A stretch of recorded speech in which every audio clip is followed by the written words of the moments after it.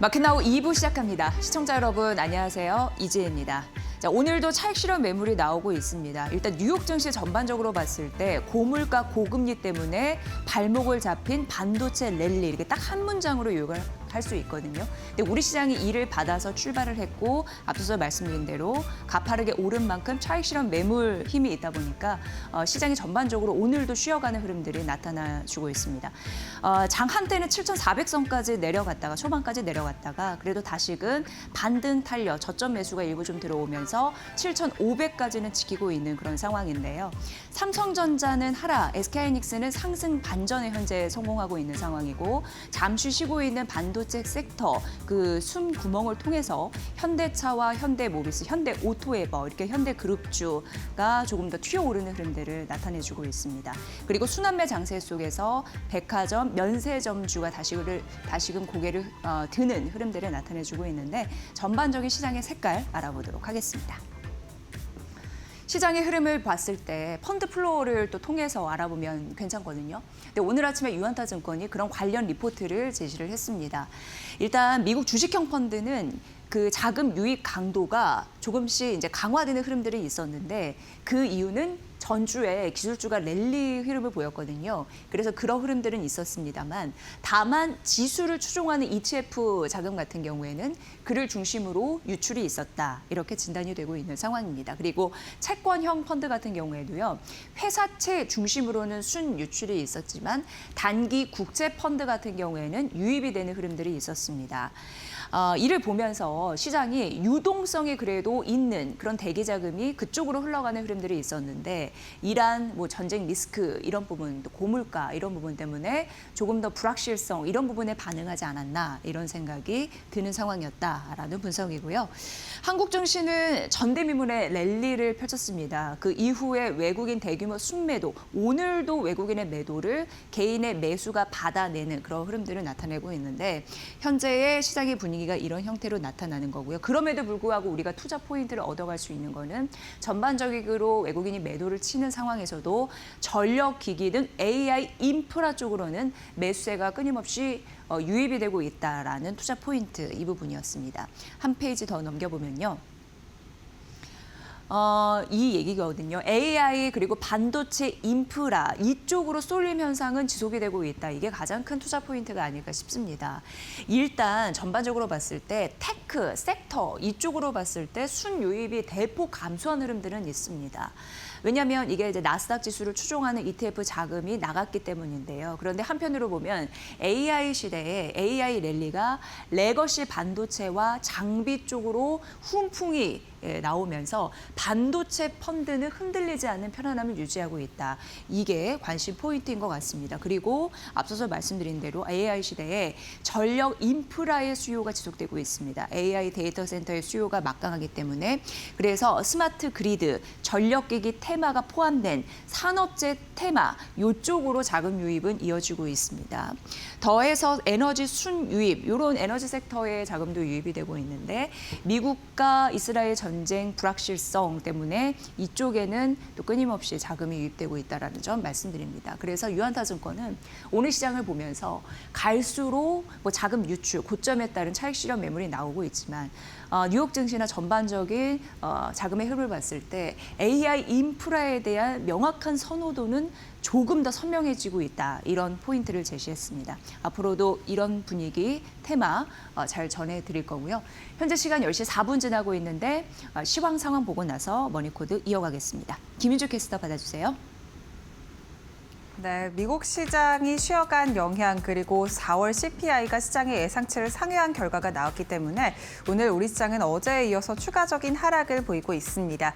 다만 장 초반 대비해서 상승으로 전환된 종목들이 꽤 많은데요. 특히 시총 대형주단 안에서 SK하이닉스, 현대차가 상승부를 켜내면서 시장을 그래도 지지해주고 있는 상황입니다. 삼성전자 같은 경우에는 노조 파업 이슈가 계속해서 지속이 되고 있습니다. 어제 추가적인 협상이 이제 나오지 않는다, 결렬됐다 이런 소식이 나오면서 21일 총 파업이 예정된 상황인데요. 정부가 그래도 계속해서 추가 협상을 피력하고 있는 만큼 추가적인 이슈 체크는 꼭 해보셔야겠습니다. 다만 이러한 소식 소화하면서 삼성전자 오늘 3% 가까이 하락하고 있고요. 장 초반 5% 넘게 밀리기도 했었는데 그래도 낙폭을 조금씩 줄여가고 있습니다. SK 하이닉스도 낙폭을 만회했습니다. 1% 가까운 상승으로 전환이 됐고요. 장 초반에 180만 원 선을 내려놓으면서 출발을 했었는데 이에 대비해서 오름폭 키우면서 현재 시간 기준으로는 180만 원 선 위로 다시금 올라왔습니다. 반도체 투톱 가운데 하이닉스 여전히 좋은 모습 가져가고 있는 상황이고 오늘 시장의 주인공은 그야말로 피지컬 AI가 아닐까 싶습니다. 코스피 안에서 현대차 그룹주가 일제히 올라주고 있는데요.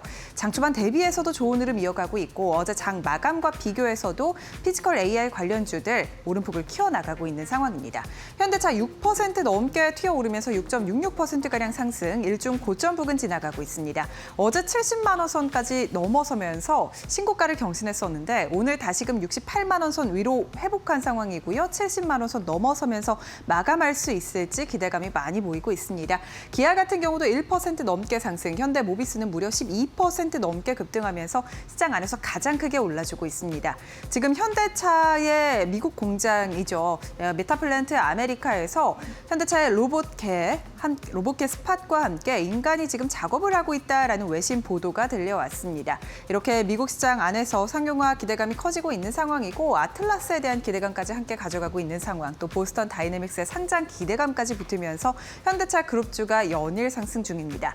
어제 장에서는 LG전자가 또 크게 주목을 받았었습니다. 어제 15% 넘게 급등으로 마감을 했었는데 오늘도 일단은 3% 넘게 추가적인 상승분을 켜내고 있습니다. 다만 LG 같은 경우에는 4% 넘게 차익 실현 매물 나옵니다. 오늘 LG전자, 현대차 그룹주가 시장에 주목받으면서 피지컬 AI 관련된 섹터가 크게 움직이고 있는 상황이고요. S-오일 같은 정유주들도 주목을 해보셔야겠습니다. 일단 S-오일 장 초반 6% 넘게 급등하기도 했었습니다. 국제유가가 다시금 상승세를 타고 있기 때문인데요. 미국과 이란 간의 휴전 협상이 계속해서 위기를 맞는 가운데 국제유가 WTI 다시 103달러 선 위로 올라섰습니다. 브렌트유도 상승세를 이어가면서 국제유가 다시 상승하고 있는 상황, 이에 따라 정유주들 실적은 오히려 개선되고 있습니다. 특히 정제마진 개선 기대감 속에 S-오일 오늘 목표가 상향 리포트도 나왔고요. 이에 따라 장 초반 6% 넘는 상승부를 켜내기도 했었는데 지금 현대차 그룹주로 수급이 좀 이동하면서 정유주들 힘이 조금 빠졌습니다. S-오일 0.26% 가까이 상승 중입니다. 코스닥 분위기도 함께 살펴보시죠. 오늘 코스피는 그야말로 피지컬 AI가 움직여주고 있는데 코스닥도 비슷합니다. 지금 레인보우 로보틱스가 상승으로 전환이 됐습니다. 1% 가까이 오르고 있고요. 마찬가지로 로보티즈도 상승으로 전환 1% 가까이 상승 중입니다. 로봇 부품도 좋은데요. 지금 코스모 로보틱스가 이번 주 월요일에 상장을 했었죠. 상장 직후 3거래일 연속 상한가를 기록했습니다. 오늘도 상한가 기록하면서 로보틱스 관련된 종목들 안에서 지금 순환매 양상이 돌고 있다라는 점 확인되고 있고요. 코미코 같은 경우에도 유증 이슈 안고 15% 가까이 급등하고 있습니다. 반도체 소부장단 안에서 두산 테스나가 가장 큰 주목받으면서 15% 가까운 급등세 붙고 있습니다. 코스피 안에서 두산은 하락하고 있지만 두산 테스나는 코스닥 시장 안에서 주목받고 있다라는 점이 특징적이고요. 제약 바이오주들은 좀 힘이 빠졌습니다. 이 점이 좀 아쉬운데 전반적으로 제약 바이오 순환매성 성격으로 저평가 밸류 기대감이 붙으면서 장 초반 상승으로 움직여졌었는데요. 일제히 지금 로봇주 쪽으로 수급이 이동하면서 제약 바이오주들은 다시금 힘이 빠졌습니다. 삼천당 제약 5% 넘게 밀리고요. 리가켄 바이오사이언스, ABL 바이오도 각각 6%, 4% 가까이 하락하고 있습니다. 다만 지금 유통주가 상승하고 있습니다. 신세계 같은 종목들 급등하고 있는데 1분기 매출이 잘 나왔습니다. 내수 회복 기대감 그리고 외국인 방문객도 늘어났기 때문에 1분기 호실적을 발표했습니다. 외국인 방문객이 실제로 늘어나고 있다라는 통계가 나오면서 휴젤 같은 종목들도 함께 올라주고 있다라는 점 특징적으로 포착됩니다. 휴젤 1% 가까이 오르고 있습니다. 오늘 제약바이오 안에서 그래도 미용 의료기기 땀만 좀 받쳐주고 있는 상황인데요. 지수도 함께 체크해 보시죠. 일단 지수 상황은 전반적으로 좋지 않습니다. 아무래도 대부분의 종목이 파란불을 켜내면서 움직이고 있고 특정 섹터만 움직이는 분위기가 형성되었기 때문인데요. 코스피 같은 경우에는 0.74% 가까이 하락한 7,586포인트로 움직입니다. 다만 그래도 낙폭을 좀 회복하고 있다라는 점이 긍정적인데요. 앞서 보신 것 것처럼 삼성전자도 낙폭이 조금씩 줄어들고 있고 SK하이닉스는 오히려 상승으로 전환이 됐습니다. 현대차 같은 경우도 오름폭을 키워내고 있기 때문에 기술주가 다시금 올라오는 장세, 이에 따라 코스피는 낙폭을 줄이고 있는 상황입니다. 코스닥 같은 경우도 1% 가까이 하락하고 있는데 오늘 장 초반에는 코스피가 조금 더 낙폭이 깊었습니다만 대형주 위주로 다시금 올라오면서 코스닥 쪽의 낙폭이 다시 좀 깊어졌습니다. 코스닥 1162포인트 지나갑니다. 매매 동향 함께 살펴보시죠. 코스피가 상승으로 전환이 될 수 있을지 기대감이 많이 몰리고 있는데요. 오늘도 개인의 순매수가 뒷받침되고 있습니다. 최근 들어 외국인의 순매도가 가파르게 일어나고 있습니다. 원달러 환율도 중동 이슈와 함께 1,490원 선까지 올라왔는데 이에 따라 외국인의 순매도는 유출 규모가 커지고 있습니다. 오늘도 오전장 들어서만 2조 원 가까이 팔고 있고요. 이번 주 들어서만 외국인의 순매도가 꾸준히 이어지는 가운데 조단위 매도세가 연일 이어집니다. 5월 들어서 외국인 20조 원 가까이 시장을 팔고 있는 상황입니다. 개인과 기관은 그래도 순매수가 이어지고 있는 가운데 개인의 순매수 자금 1조 6천억가량 들어오고 있고요. 기관도 1,500억가량 사들이고 있습니다. 코스닥 매매 동향도 함께 살펴보시죠. 오늘 코스닥 시장도 개인과 기관의 순매수가 뒷받침됩니다. 오늘은 외국인의 순매도가 나타나고 있다는 점이 특징적인데요. 어제까지만 하더라도 외국인의 순매수 자금이 코스닥 시장으로 좀 들어왔었는데 오늘은 양시장을 외국인이 팔고 있습니다. 외국인 코스닥 시장에서 2,600억가량 팔고 있고요. 개인과 기관의 순매수 합쳐서 2,600억, 2,700억가량 들어오고 있습니다. 지금까지 시장 분위기 함께 살펴봤습니다. 네, 이렇게 눌릴 때 호시탐탐 기회를 노리는 투자자의 자세가 필요하다. 많이 언급된 듯합니다. 전문가의 입을 통해서요. 일단 오늘 아침에 나온 증권사 리포트를 통해서 투자 전략, 기업 가치에 대해서 저희가 분석을 해드리는데요. 오늘 국내 증권사에서, 그러니까 국내 증권사 10개 이상의 증권사가 미래에셋증권을 분석을 했습니다. 아마 실적 분석 이후에 미래가치 평가 이런 부분에 나섰고요. 목표 주가를 상향하는 흐름들이 있었는데 오늘은 키움증권의 안용준 연구원을 연결해서 미래에셋증권 추가 상향에 대한 가능성에 대해서 한번 진단해드리도록 하겠습니다. 안용준 연구원 연결되어 있습니다. 연구원님 반갑습니다. 네, 안녕하세요. 키움증권 안영준 연구원입니다. 네, 오늘 아침 리포트 아주 잘 봤습니다. 리포트 보니까 목표 주가 미래에셋증권 상향하셨더라고요. 9만 원으로 올려 잡으셨는데 근거는 어디에 있습니까?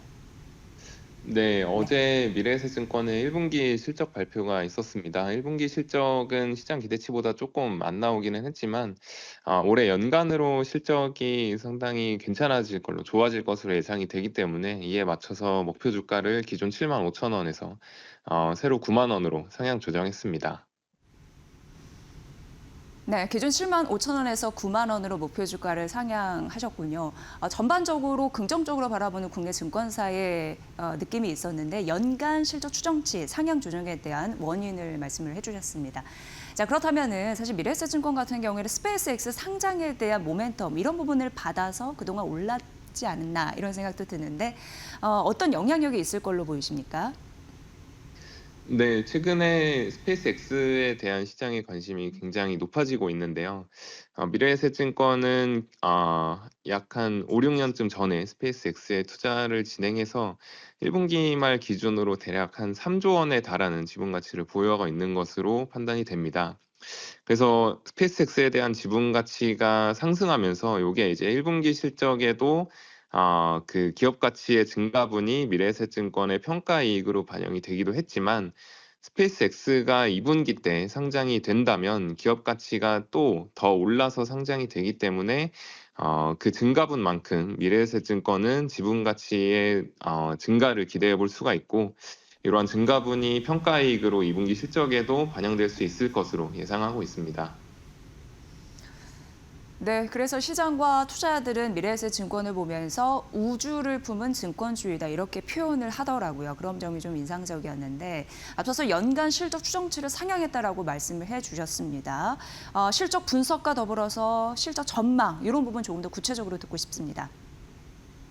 네, 일단 국내 증시가 워낙에 화랑을 보이고 있어서 거래대금도 1분기도 굉장히 높았지만 4월에도 5월에도 계속해서 좋은 모습을 보이고 있습니다. 그래서 우리나라 증권사들은 국내 증시 거래대금이 계속해서 높아지고 있기 때문에 브로커리지 부문에서는 계속해서 실적이 좋아지는 구간에 진입하고 있다라고 생각을 해볼 수가 있겠고, 특히 미래에셋증권 같은 경우에는 말씀드린 것처럼 2분기 때 스페이스X가 뭐 언론 보도에 나오는 것처럼 1.75달러 기준으로 상장을 할 경우에는 약 한 1조 원 이상의 추가적인 평가이익이 반영될 것으로 예상할 수 있기 때문에, 정리하면은 브로커리지 쪽에서도 계속해서 좋은 업황이 이어지고 있고, 2분기에는 스페이스X 관련 평가이익이 추가적으로 반영이 될 것으로 기대가 되기 때문에 올해 실적 전망은 굉장히 좀 긍정적으로 생각을 해볼 수 있을 것 같다라고 판단하고 있습니다.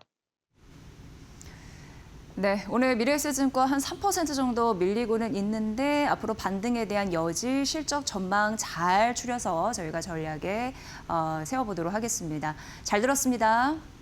네, 감사합니다. 네, 오늘 안영준 키움증권 책임연구원 연결을 해봤습니다. 앞으로도 이 섹터 관련해서는 항상 전해드릴 거고요. 다음 종목 가보도록 하겠습니다. 다음 종목은 S-오일입니다. JP모건에서 S-오일을 분석을 했거든요. 근데 긍정적으로 바라봤고 목표 주가와 투자 의견을 둘 다 상향했습니다. 목표 주가는 기존 7만 1,000원에서 13만 5천 원으로 올려잡았고, 기존의 투자 의견은 중립이었는데 이것을 비중 확대 의견으로 한 단계 업 시켰습니다. 정제 마진 굉장히 S-오일에서는 중요하잖아요. 일단 원가 이런 부분 생각해보고, 또 항공유나 휘발유로 만들어서 제품 판매 이런 부분을 마이너스 해봤을 때 수익이 날 수 있는가, 이게 좀 정제 마진인데, 올해부터 2030년까지 그 전망치를 대폭 상향 조정한 근거를 제시를 했습니다. 그래서 추정치 보면은 배럴당 7.5에서 8.5였던 것이 10에서 25달러로 대폭 상향 조정한 흐름들, 이 부분 때문에 목표 주가를 올렸다라고 JP모건에서는 언급을 했습니다. 그런데 여러분 잘 아시다시피 러시아 그리고 중동 쪽에서 여러 가지 생산, 공급에 대한 차질이 있었습니다. 그렇기 때문에 가동 중단을 반영해서 이런 흐름들이 나왔고요. 올해 글로벌 정제 설비 가동률이 어떻게 보면 20년 만에 최고치를 칠 가능성이 있는데, 가동률 한 85% 예상하거든요. 그러니까 그동안 여러 가지 화재도 났었고, 러시아 우크라이나 전쟁이 있었고, 중동 전쟁이 있었고, 그렇기 때문에 가동이 원활히 되지 않아서 이제는 이런 부분을 약간 이제 보복 수요라고 할 수 있겠죠. 그런 부분으로 붙을 가능성이 있다라고 언급이 됐습니다. 그래서 20년간 평균이 7달러였는데 이제는 새로운 기준이 생겼다라는 부분이 바로 10달러입니다. 새 정제한 마진 기준이 생겼다라고 보시면 되고, 이게 20년간 평균 7달러 대비해서는 한 42% 정도 오른 그런 수준이다, 이렇게 언급이 됐습니다. 국내 같은 경우에는 조금 더 약간 리스키한 부분이 있다라는 부분인데, 그게 바로 정부에서 규제하는 것이죠. 여러분 아시다시피 정부 가격 상한제 이슈나 아니면 보상 시기 방식 불확실성 때문에 아무래도 이런 정유주 같은 경우에는 흔들리지 않겠느냐라는 우려감이 있었습니다만, JP모건에서는 그것보다는 정유 업황 전반적으로 앞으로 띄게 될 호황, 이런 부분을 주목을 해야 된다라고 언급하면서 국내 리스크 이런 부분은 좀 제한적이다라고 언급을 했습니다. 그래서 S-오일 목표주가 13만 5천 원, 그리고 투자 의견 비중 확대 유지했다, 한 단계 올렸다, 이런 부분 좀 말씀드리겠습니다. 네, 그리고 SK 오션 플랜트 보도록 하겠습니다. SK 오션 플랜트는 해상풍력 쪽입니다. 그래서 이 구조물 1위, 우리나라와 대만 쪽에서 그런 기업인데, 오늘 아침에 유진투자증권의 한병화 이사가 리포트를 내놨습니다. 실적 이후에 어떤 추가적인 모멘텀이 있을지 살펴보도록 하겠습니다. 자, 오늘 유진투자증권 한병화 이사 연결해 봅니다. 이사님 안녕하세요. 네, 안녕하세요. 유진투자증권 한병화입니다. 네, 1분기 실적이 SK 오션 플랜트 나쁘지 않았던 것 같습니다. 어떻게 보셨습니까? 네, 실적은 컨센서스를 부합을 했습니다. 지난 1분기와 비교하면 매출액은 감소를 했는데요. 오히려 이익은 더 늘어났죠. 가장 큰 이유는 해상풍력 매출액이 급증했기 때문이고요. 역시 이제 이 회사는 해상풍력의 마진이 좋기 때문에 해상풍력의 비중이 높으면 높을수록 실적은 탄탄하게 움직인다. 그렇게 보시면 될 것 같습니다. 네, 이익이 오히려 올랐다라는 데 긍정적인 점수를 주셨는데 사실 이 종목 봤을 때 그 안마 해상풍력 프로젝트가 지연된 이슈가 약간 껄끄럽거든요. 이에 대해서는 어떻게 생각하십니까? 네, 뭐 사실 좀 안타까운 일이긴 합니다. 왜냐하면 이 회사가 이슈가 된 건 아니고요. 안마해상 풍력을 개발하던 사업자가 있었는데요. 그 사업자가 이 사업을 이제 다른 개발업체, 또 훨씬 더 큰 개발업체한테 매각을 추진 중에 있습니다. 뭐 이런 이슈는 항상 해상 풍력에서는 많이 있는 사례이긴 한데요. 근데 그 매각을 추진하는 과정에서 이제 서로 조건이 맞아야 되잖아요. 그러다 보니까 서로 약간 밀당이 있는 것 같습니다. 그래서 원래 올 6월 말부터 착공을 하려고 했던 것이 아마 그 협상되는 기간 중에는 좀 지연이 될 것 같아요. 그렇게 된다면 올 하반기 매출에는 좀 영향을 미칠 것 같고요. 다만 이제 뭐 이런 것이 어디 달아나는 매출액이 아니라 2월 또 이연되는 뭐 이런 이슈이기 때문에 그 부분을 좀 고려하시면 좋을 것 같습니다. 네, 매출 인식은 하반기 정도가 되겠다라고 말씀을 해주셨습니다. 오늘 SK 오션플랜트 목표주가 27,000원 유지였는데 추가 상승 동력 어디서 찾고 계시나요?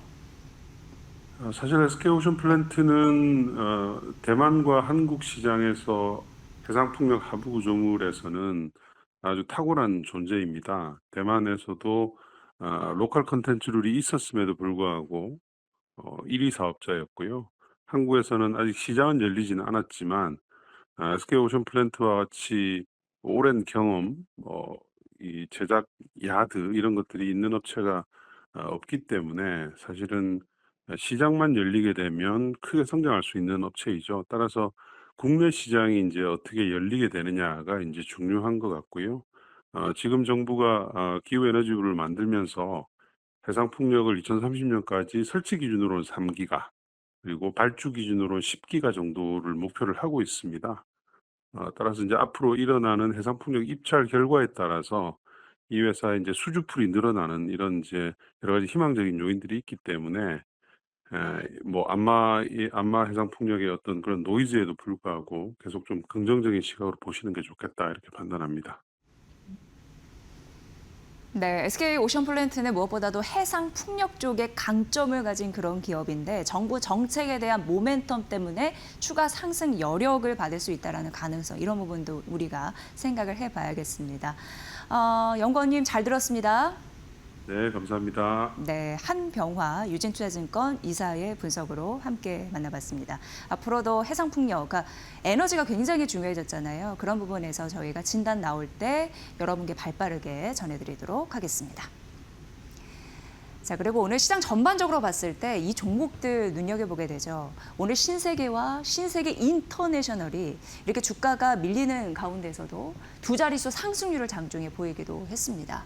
신세계 역시나 실적이 좀 받쳐주니까 긍정적인 리포트가 나오더라고요. DB증권에서 백화점 좋고 면세 좋고 이렇게 긍정적인 리포트를 내놨습니다. 목표 주가는 60만 원을 제시한 거고요. 일단 백화점, 면세, 호텔, 주력 사업 이쪽이 실적이 개선이 되다 보니까 연간 추정치, 실적 추정치를 높게 잡은 흐름들이 나타났습니다. 전반적으로 우려했던 국내 같은 경우에는 소득이 좀 높아지면서 자산 가치가 증가하는 흐름들이 있고 인바운드 객수, 외국인 관광객이 우리나라에 유입되면 또 긍정적인 효과를 가져다 줄 것이기 때문에 그런 효과에 대해서 언급을 했습니다. 일단 1분기 영업이익이 1년 사이에 그래도 50% 가깝게 성장한 흐름들 나타내줬고요. 긍정적인 거 앞으로도 실적 개선에 대한 가능성이 더 짙어질 가능성이 있는데 한쪽으로 쏠리지 않고 그래도 전 사업과 고르게 성장할 수 있다는 가능성을 DB증권에서는 언급을 했습니다. 특히나 백화점 면세를 잘 보셔야 되는데요. 그래서 제목에도 제가 백화점 좋고 면세 좋고 이렇게 붙여놨고요. 백화점이 5월 매출이 20% 이상 성장하는 흐름들, 해외 명품 매출이 잘 팔려서 그런 거거든요. 이런 흐름도 이제 묻어가고 있는 거고 면세 같은 경우에도 2분기부터요. 수익성이 큰 폭으로 개선될 가능성이 또 농후합니다. 그리고 개별 관광객이거든요. 이게 그 중심으로 구조 개선이 가능하다라는 점에서 오늘 신세계 긍정적인 리포트가 나왔다. 그리고 오늘 장중에 두 자릿수 상승률을 보였다. 이게 좀 포인트인 것 같습니다. 추가적으로 상승 여력 목표 주가 대비해서 잘 보시고요. 자, 그리고 신세계 인터내셔널인가요? 자, 목표 주가 22,000원이고 기존 대비 10% 올렸습니다. 이건 신세계 인터내셔널입니다. 일단 1분기 영업이익이 정말 대폭 올랐죠. 1년 사이에 453%의 증가한 흐름들이 나타났는데요. 일단 국내 소비 회복이 있었고 외국인 매출이 증가하는 흐름들이 있었고 이런 부분에서 잡아줬습니다.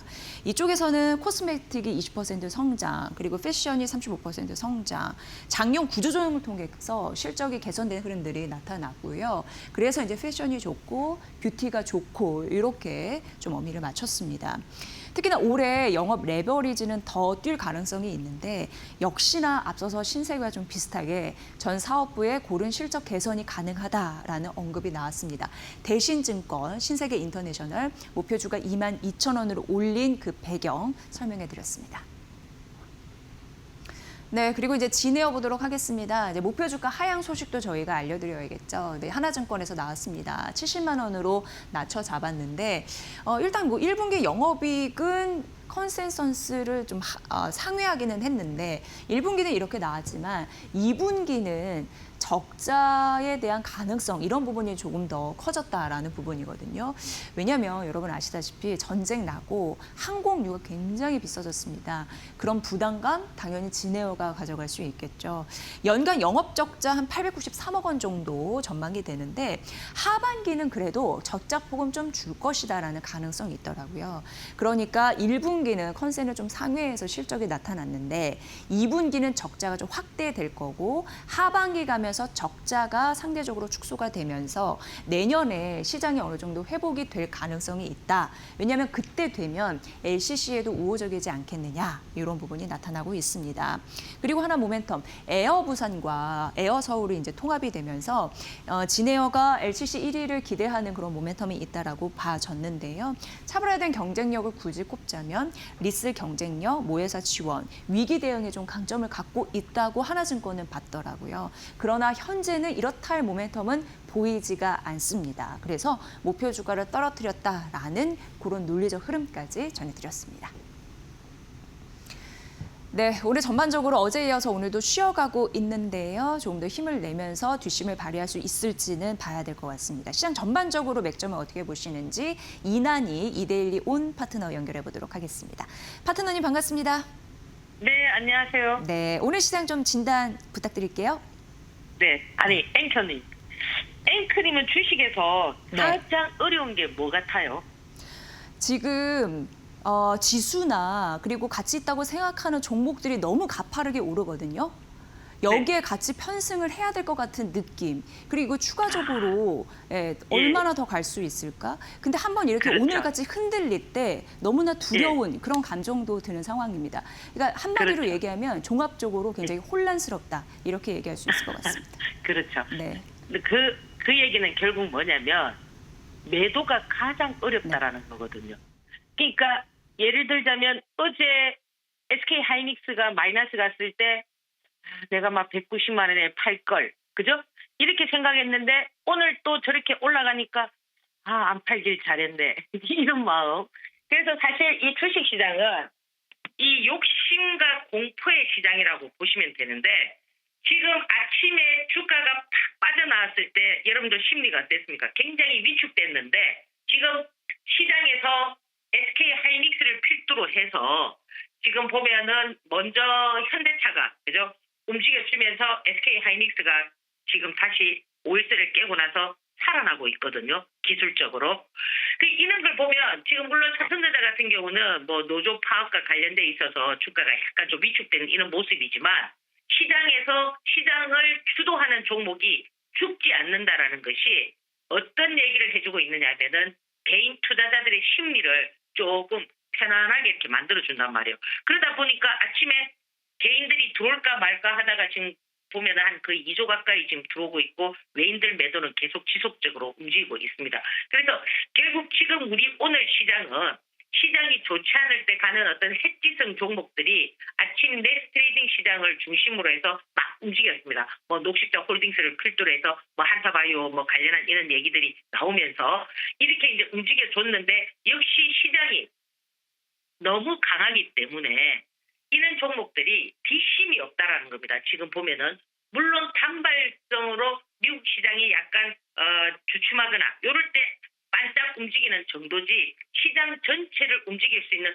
그런 에너지가 부족하다는 겁니다. 그렇기 때문에 여전히 지금 시장은 어떠냐면 핫하고 뜨겁기 때문에 시장을 주도하고 있는 SK하이닉스, 삼성전자, 현대차 요 종목들이 가장 핵심 키포인트에 보시고 그다음 이제 그 가지에서 나오는 그런 부분들을 여러분들께서 챙겨 보셔야 되는데 사실 이제 이번 주말에는 이제 트럼프와 시진핑의 어떤 만남으로 인한 이 이란과의 어떤 전쟁이 어떻게 진행이 될 거냐.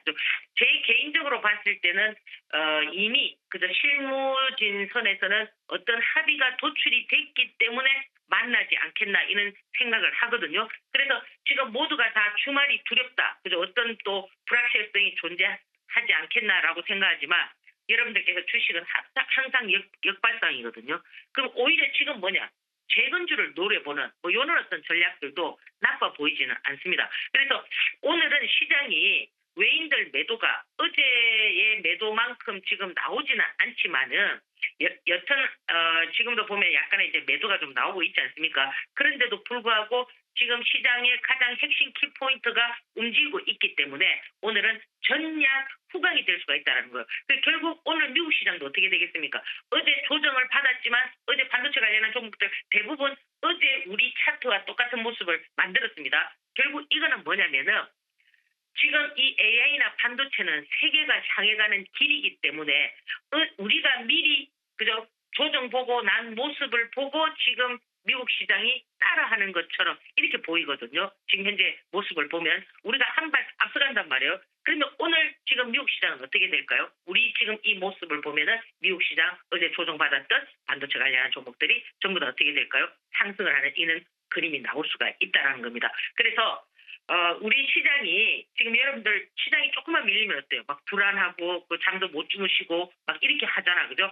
이런 것들이 하나의 여러분들이 경험이 되어야 된다. 주식이라는 거는 절대 이론적인 어떤 부분을 가지고 주식을 논하는 것이 아니고요. 이렇게 하루하루 이제 주식 처음 들어오신 분들은 내가 어제 이런 경험을 해보고 또 오늘 아침에 밀렸다가 주가가 또 이렇게 반등하는 이런 모습을 보면서 하나하나 쌓아가다 보면은 고수의 대열에 이길 수가 있습니다. 그래서 오늘은 조금 여러분들께서 마음을 조금 놓으시고 시장을 보는 것도 나빠 보이지는 않습니다. 어제처럼 그렇게 갑자기 그저 급락하는 이런 모습보다는 차근차근 스텝 바이 스텝으로 가는 그런 어떤 흐름이 진행되지 않겠나 이렇게 생각을 합니다.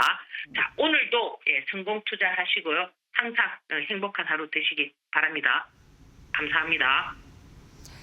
네, 요즘 주식 시장을 경험하면서 정말 내공이 필요하구나 이런 생각 많이 하는데요. 내공을 잘 갖추신 이난희 파트너님 앞으로도 저희 잘 이끌어 주시길 바라겠습니다. 고맙습니다.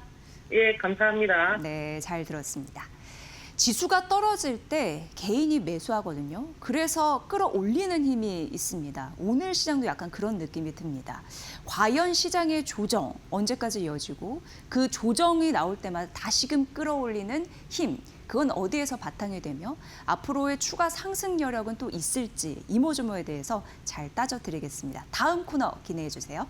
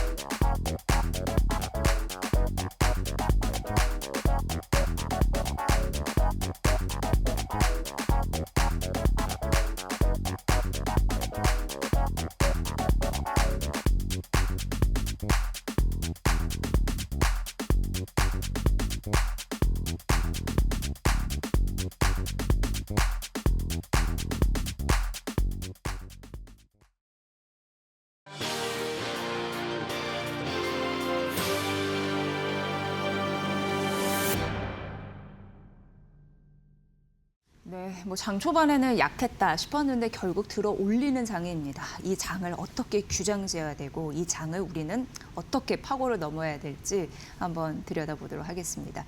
송재경 디멘전 투자자문 대표 모셨습니다. 대표님 어서 오세요. 네, 안녕하세요. 네, 저희 막간의 시간을 이용해서 시장이 올라가네요. 이런 얘기 잠시 나눴는데 힘은 있는 것 같습니다, 확실히. 대단합니다. 네, 네. 어떻게 보셨어요? 네. 말씀 주신 대로 어제 좀 먼저 선제적인 조정이 좀 있었고 그런 것이 혹시 조금 그리고 또 밤 사이에 미국에서도 반도체 위주로 또 기술주들의 조정이 꽤 있었습니다. 그래서 오늘도 혹시 그것이 이어지지 않을까. 뭐 오늘 또 오후장도 있으니까 좀 더 지켜봐야 되겠지만 어쨌거나 거기에 대한 걱정이 있었는데 생각보다 역시 국내에서 대기하는 투자 자금들이 상당히 많고 강하다라는 걸 좀 확인할 수 있을 것 같고요. 역시 기본적으로는 지금은 한국과 미국 이 주식시장 모두 기술적으로는 확실한 과매수 구간인 것만은 분명합니다. 그래서 상당히 뭐랄까요, 변동성이 클 수밖에 없는 상황인 것만은 분명하다 보셔야 될 것 같고요.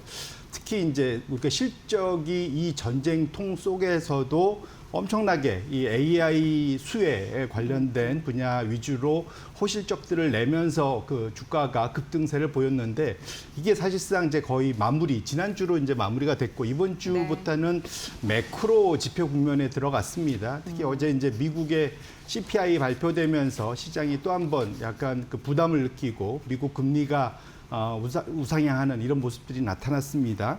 결론적으로는 지금 다행스럽게 국내는 워낙 대기 자금 때문에 지금 그 소위 이제 강한 그 소위 저가 매수 힘이 보여서 다행스럽긴 한데 여전히 이제는 매크로 지표가 주는 시장의 변동성에 대한 경계심은 계속 갖고 가셔야 된다 이렇게 말씀드리겠습니다. 네.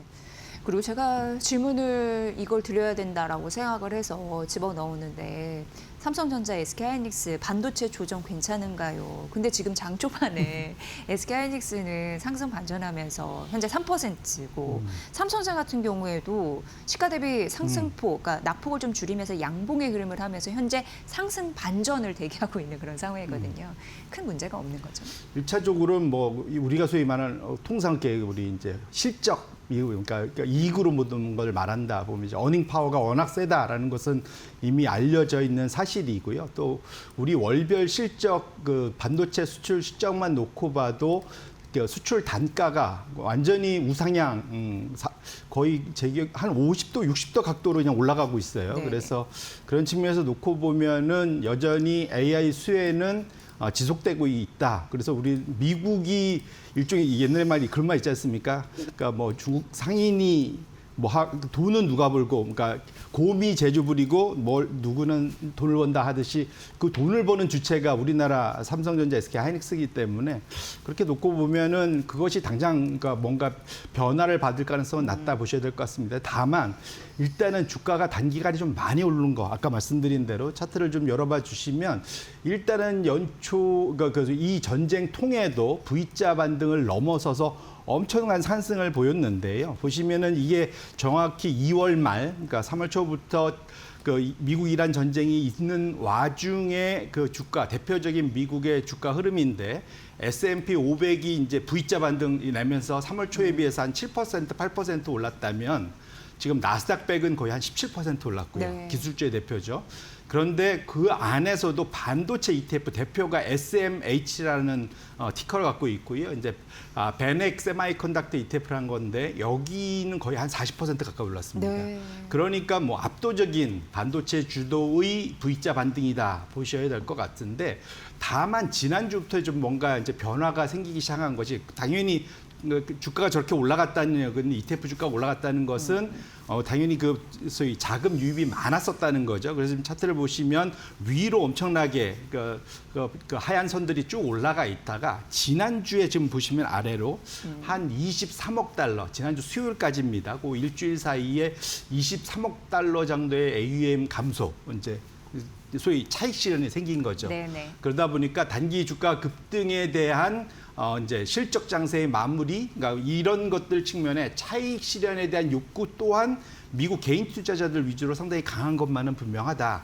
그런 측면에서 단기간에 이제 뭔가 이제 실적과 관련된 이슈는 이제 정확히는 이제 3개월 후에 봐야 되겠죠. 가까이로는 이제 5월 20일 날 그 소위 엔비디아 실적이 마무리를 짓긴 하겠지만 어쨌거나 그렇게 놓고 본다면 다 앞으로는 이제 실적으로부터 뭔가 얻을 수 있는 것은 텀이 좀 길고 지금 매크로 변수에 대해서 조금 더 시장이 대응할 수 있는 상황이기 때문에 그런 측면에서 차익 실현이 중간중간에 계속 나올 가능성은 좀 열어두고 보실 필요는 있겠다 이렇게 말씀드립니다. 네.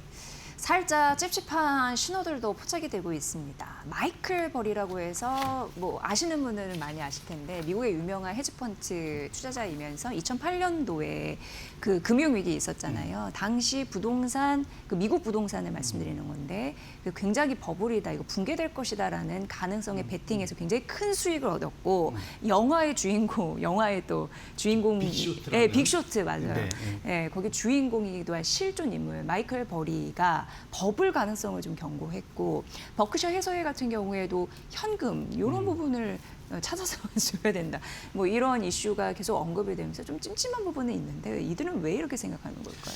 2차적으로 네. 많이 올라서 그렇죠. 그게 이제 가장 크다 보셔야 될 것 같은데 마이클 버리 저도 이제 거기 메일링 리스트에다가 이름 넣고 제가 이제 계속 지속적으로 저도 메일을 받아보고 읽어보고 하는데 아마 그 빅쇼트 영화 보신 분들은 아시겠지만 거기서 드럼 치는 좀 약간 예. 그 분이 이제 마이클 버리입니다. 상당히 좋은 이제 성과를 많이 냈던 분이죠. 그런데 이분은 그 시장을 싫어한다 이런 느낌도 있는 게 왜냐하면 그러니까 소위 그 매수보다는 매도 관점에서 시장을 봐서 그걸 돈 버는 사람 아니냐 이렇게 알려져 있는데 그것 때문에 되게 억울해합니다. 자기는 기본적으로 롱마인드인데 네네네. 특정한 분야에 대해서만 그렇게 그 기간 에 대해서만 그렇게 한다 이렇게 하면서 되게 억울한 걸 토로를 하더라고요. 그런데 그게 이제 지난주 수요일자 아마 기억에 그 메일이었던 것 같은데 그분이 이 차트를 본인이 만든 것도 아닙니다. BTIG라는 리서치 펌에서 만든 것을 소개하면서 이제 그럼에도 불구하고 자기는 롱마인드로 계속 시장을 보는데 그럼에도 불구하고 이거는 지금 한번 얘기해야 되겠다라는 겁니다. 그러면서 지금 뭐라고 하고 있냐면 5월 5일자, 올해 5월 5일자면 V자 반등, 아까 우리가 봤던 그 V자 반등의 대표적인 그 시점이죠. 거기서부터 1년 전 대비 주가 상위, 주가 수익률 상위 미국의 기업들 보면 샌디스크가 3,960% 어마어마한 걸로 해서 탑 10을 쭉 보시면 제일 밑에 이제 어플라이어 머티리얼스까지 저 밑에까지 좀 다 있는데 평균이 784%나 났습니다. 1년 사이에 8배가 9배 올랐네요. 평균이. 근데 우리가 지금 상황을 닷컴 버블 2000년도하고 비교를 많이 하지 않습니까? 그럼 2000년도 닷컴 버블의 피크는 3월 달로 보통 우리가 이제 아마존 피크하고 이제 같이 놓는데 그 3월 달 그러니까 2000년 3월이 1999년도 4월 초부터 해갖고 1년간 수익률하고 같이 딱 같은 1년씩 비교를 했는데 소위 닷컴 버블의 마지막 1년 때 그 평균적인 10개 가장 많이 오른 종목들 그때 보면은 그 평균이 622%예요. 네. 무슨 말이냐면 지금이 닷컴 버블 때의 마지막 1년 보다도 수익률이 더 높다라는 거죠. 그러니까 일단 수익만 놓고 보면 이거 좀 과열 아니야? 라는 생각을 충분히 할 수 있죠. 충분히 할 수 있고 또 그런 측면에서 아까 말씀하셨던 버크셔 해서웨이 이가 지금 역대급 3,800억 달러라는 어마무시한 지금 현금을 그냥 쌓아두고 있는 거죠. 그냥 T빌이라고 그래갖고 3개월짜리 국채에다가만 투자하는 이제 이런 상황이다 보니까 그러다 보니까 시장이 이제 조금씩은 좀 뭐랄까요? 이제 이제부터는 좀 경계심을 가져야 되는 거 아닌가라는 걱정을 충분히 할 만한 상황인 것만은 분명하다. 근데 다만 확실한 것은 지금 AI와 관련된 이 정말로 몇십 년 만에 온 그 소위 이제 투자 사이클이 아직은 지금 한참 달리고 있는 상황이라서 그것을 당장 뭐랄까요? 이걸 버리기는 또 어려운 상황. 그래서 우리가 중간 투자자들이 중간에 좀 끼어 있는 상황이긴 한데 이럴 때일수록 그러니까 경계심은 가지시되 포트폴리오를 균형 있게 만들어서 대응할 필요는 분명히 있겠다. 이렇게 말씀드립니다. 네. 대표님 앞서서 이제는 매크로 변수 굉장히 신경 써야 됩니다. 이렇게 말씀하셨는데 딱 맞물리는 그런 질문이 생각나는 게 지금 G2 국가, 이제 미중 정상회담 이런 것도 앞두고 있는 와중에 좀 신경을 쓰셔야 되는데 일단 정책 변수, 매크로 변수 이렇게 봤을 때는 그래도 매크로 변수인지 이런 부분 좀 궁금하더라고요. 예, 예. 말씀 주신 대로 통상적으로 이제 정책 변수면 긍정적인 것들 뭐 연준이 금리를 인하해 준다든지 뭔가 재정을 더 푼다든지 뭐 이제 이런 걸 기대해 볼 수 있을 것 같고 매크로 변수는 그거에 반응해서 뭐 물가나 뭐 이런 것 때문에 변화하는 이런 것들이 다 연결돼 있는데 지금은 이것이 서로에게 영향을 다 주고 있습니다. 그래서 지금 상황은 뭐랄까요? 지금 한쪽이 좋고 한쪽이 나쁜 이런 상황이 아니라 서로에게 영향을 주는 상황이기 때문에 양쪽을 다 지켜보실 필요가 있겠다 말씀드리고 싶은데 지금은 당장 급한 게 이제 아마 지금 이제 트럼프 대통령이 중국으로 날아가고 있죠. 예. 지금 이제 미중 정상회담을 앞두고 있으면서 양국가 간에서 어떤 얘기가 나올 수 있느냐를 놓고 봐야 될 것 같고 사실은 아마 이란과의 전쟁을 마무리 짓고 가고 싶었을 텐데 트럼프 대통령은 그게 잘 안 됐습니다. 예. 그리고 오히려 지금 그래서 지금 여전히 이게 그 이후로는 지금 유가가 다시 뭐 WTI도 그렇고 브렌트도 그렇고 100달러대를 지금 넘어서는 이제 배럴당 이런 상황으로서 부담을 느낄 수밖에 없는 상황인데요. 결국은 이것 자체가 주식 시장에 뭔가 영향을 주는 매크로 변수이 단 하나라고 보면은 금리라고 봐야 되겠죠. 네, 가장 네. 큰 영향을 받는 거는 미국의 국채 금리. 어제 밤사이 CPI가 예상치를 웃도는 3.8% 나왔고 그 안에 서비스 물가 뭐 이런 꼭 에너지를 제외하고라도 지금 우상향하는 추세를 보이고 있어서 상당 기간 지금 물가 압력발 금리 상승 우려가 상당히 크고 있습니다. 근데 금리가 올라가게 되면 지금 우리가 AI 투자하고 연결을 질 수밖에 없는 게 그 투자, 이 어마어마한 투자 사이클이 자기 돈만 벌어서는 안 되고 지금 빚내서도 투자를 해야 되는 상황이기 때문에 빚에 대한 부담이 커지고 돈 빌려준 데도 깐깐해질 수 있기 때문에 이것이 다 같이 연결되어 있는 거다 보셔야 될 것 같은데 지금 차트가 열려 있지만 이 파란색 그래프가 검정색이 이제 미국의 CPI이고요. 요게 이제 3.8까지 올라간 거죠. 그런데 요 파란색이 약간 선행적인 역할을 하는데 뭐냐면 블룸버그의 커머디티 인덱스 결국은 원자재 가격이 좀 올라가는 속도가 지금 보시면은 좀 VS로 해서 옆에 보냐면 미국의 국채 가격입니다. 국채 가격보다 지금 훨씬 더 지금 가파르게 올라가고 있어서 지금 그렇게 놓고 본다면 지금 상황은 양후에도 지금 분위기상으로는 금리가 물가가 딸려 올라갈 수 있겠다. 예. 그렇게 보면은 물가가 올라가면 국채 금리가 그대로 반응을 하겠죠.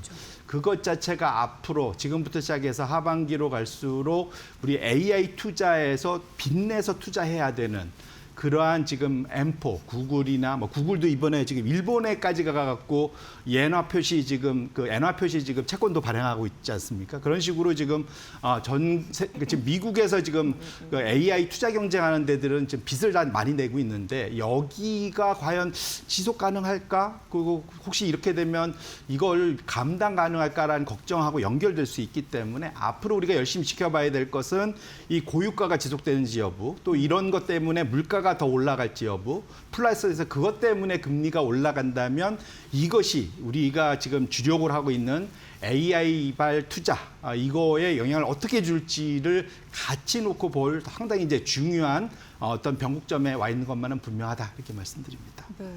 간밤제 뉴욕 증시 같은 경우에도 물가와 금리 부담 때문에 반도체 랠리가 발목을 꽉 잡힌 그런 흐름들을 우리는 봤잖아요. 근데 지속적으로 잘 가더라도 그런 부분에서 조정의 빌미가 될 수 있다는 점에서 굉장히 잘 봐야 되는 이슈가 아닐까 싶고요. 이제 중요한 거는 우리 코앞에 있습니다. 미중 정상회담입니다. 당연히 두 국가 간 정상이 만나서 이란 이슈 얘기할 것 같고요. 뭐 히토류나 AI 리스크 이런 부분 얘기하지 않을까 이렇게 예측이 되고 있는데 관전 포인트는 뭐라고 보십니까? 결국은 지금 양쪽이 이 기싸움, 삿바 싸움에서 누가 이기느냐. 근데 누가 이기는 게 중요한 게 아니라 결국은 뭔가 그 서로가 만족할 만한 성과를 내주면 그러면 사실은 시장은 안도를 하겠죠. 그런데 예. 뭔가 특별한 성과 없이 기싸움만 하다가 끝나버리면 그런 문제가 커질 것 같습니다. 안 그래도 좀 이란 이슈도 지금 잔존해 있는 상황에서 미중까지 뭔가 갈등을 겪는다면 시장은 좀 이중으로 뭔가 그 전 세계적 지정학 리스크에 노출이 되는 거잖아요. 근데 어제 말씀 주신 대로 트럼프 입장에서는 지금 아쉬운 게 많습니다. 대도 팔아야 되죠. 그러니까 농민들이 지금 뿔이 나 있기 때문에 미국. 그다음에 소고기 팔아야 되죠. 보잉 항공기 팔아야 됩니다. 그리고 사실은 히토류는 당장 꺼내진 않지만 사실은 이번에 워낙 지금 이란 전에 미사일을 많이 쐈기 때문에 그거 재고를 다시 쌓아 나가려면 중위토류 중국이 풀어줘야 됩니다. 이게 좀 아쉬운 대목이고 반면에 중국 입장에서는 세 가지 3T라고 해서 대만 이슈 풀어야 되고 기술, AI 기술 규제하는 거 좀 풀어야 되고 마지막으로는 관세, 뭐 관세 이슈 당연히 지금 그 약간 밀어놨던 관세 이슈들도 해결을 해야 됩니다. 결국은 서로 만만치 않은데 딱 하나만 보자면 양쪽의 포인트는 히토류를 풀어주느냐 여부, 그 반대급부로 미국이 소위 AI 기술 규제 요거를 풀어주냐. 근데 이번에 엔비디아 회장은 안 데리고 갔어요. 네. 그것 자체가 아마도 그쪽 첨예하게 묻혀 있는 그 두 가지는 난항을 겪을 가능성이 있기 때문에 이건 나름 이제 이게 한 3일간 진행되는 협상에서 마지막에 진짜 누가 웃고 나오는지 서로가 웃고 나오는지를 볼 필요가 있겠다 이렇게 말씀드립니다. 네. 저희가 이제 내일입니다. 이제 미중 정상회담 관련해서 특집을 준비를 하고 있는 상황인데요. 유현정 국가안보전략연구원 중국연구센터장님과 더불어서 우수근 교수님이라고 한중일 전문가이거든요. 이 두 분을 모셔서 특별 대담, 미중 정상회담 관련해서 특별 대담을 할 테니까 이 부분 집중해서 내일 꼭 봐주시면 좋을 것 같습니다. 저희가 다양한 인사이트 전해드리도록 하겠습니다.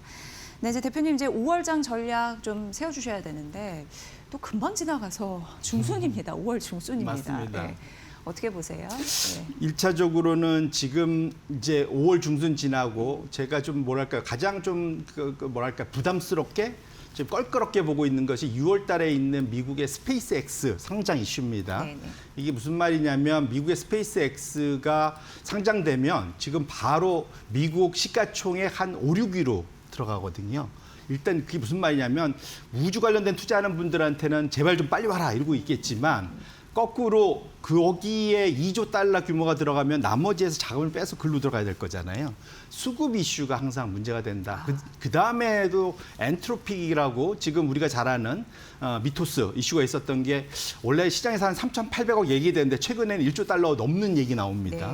네. 그 다음에 오픈 AI도 한 1조 달러 가까이 되니까 다 합치면은 거의 시장에 4조 달러의 자금을 흡수해가는, 그러니까 그 다는 아니지만 그렇다면 거기 지수 안에서 대형주들이 자금을 다 뺏겨야 되는 그런 상황이 벌어집니다. 그래서 과거에 지금 1936년부터 총 6개의 저희 미국의 큰 의미가 있었던 대표 저희 메이저 IPO를 때 어떤 변화가 있었냐 보시면 처음 한두 달은 그래도 잘 버텼는데 그 이후에 한 2년 사이에 고점 대비 평균적으로 한 24% 조정을 받았었던, 네.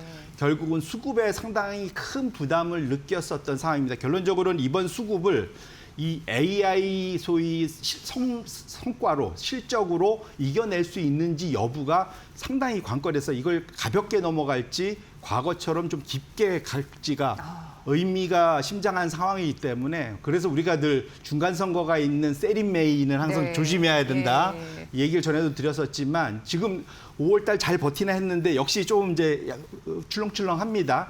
결국은 지금 우리 6월부터 시작될 미국에서의 그러한 수급 불균형, 이것 자체가 글로벌 증시에 미칠 영향은 상당히 클 수 있기 때문에 그걸 감안하시면서 포트폴리오 하실 때 아마 어제 혹시 느끼실 수 있을 텐데 내 계좌가 어제 시장보다 더 많이 움직였다면 내가 한쪽으로 좀 쏠려 있다는 얘기입니다. 네. 포트폴리오가. 그래서 이럴 때일수록 포트폴리오를 균형을 맞추셔야 하니까 좀 덜 먹어도 빠질 때 덜 빠져야 내 포트폴리오가 지켜지면서 쭉 장기 성과를 가져갈 수가 있습니다. 그래서 소위 좀 정기적으로 리밸런싱을 통해서 좀 올라간 종목에서는 일부 자금, 번 돈을 좀 헐어서 그 사이 내가 있던 것 중에 못 올라간 종목들이 있잖아요. 그런 거를 더 얹어서, 그래서 밸런스를 맞추는 그런 작업들을 당분간 좀 정기적으로 하실 필요가 있지 않을까 이렇게 말씀드립니다. 네, 굉장히 중요한, 공교롭게 이게 또 미국의 그냥 IPO도 아니고 초대형 IPO, 자금 조달 이슈가 있다 보니까 우리 시장 수급에 대해서 일정 부분 부정적인 영향이 생길 가능성, 이런 부분 좀 염두에 둬야 되겠네요. 네, 그렇습니다. 예, 뭐 긍정적인 부분도 있고 리스크도 있는데 이런 부분 시시각각 저희가 잘 전해드려야 될 의무가 있는 것 같습니다.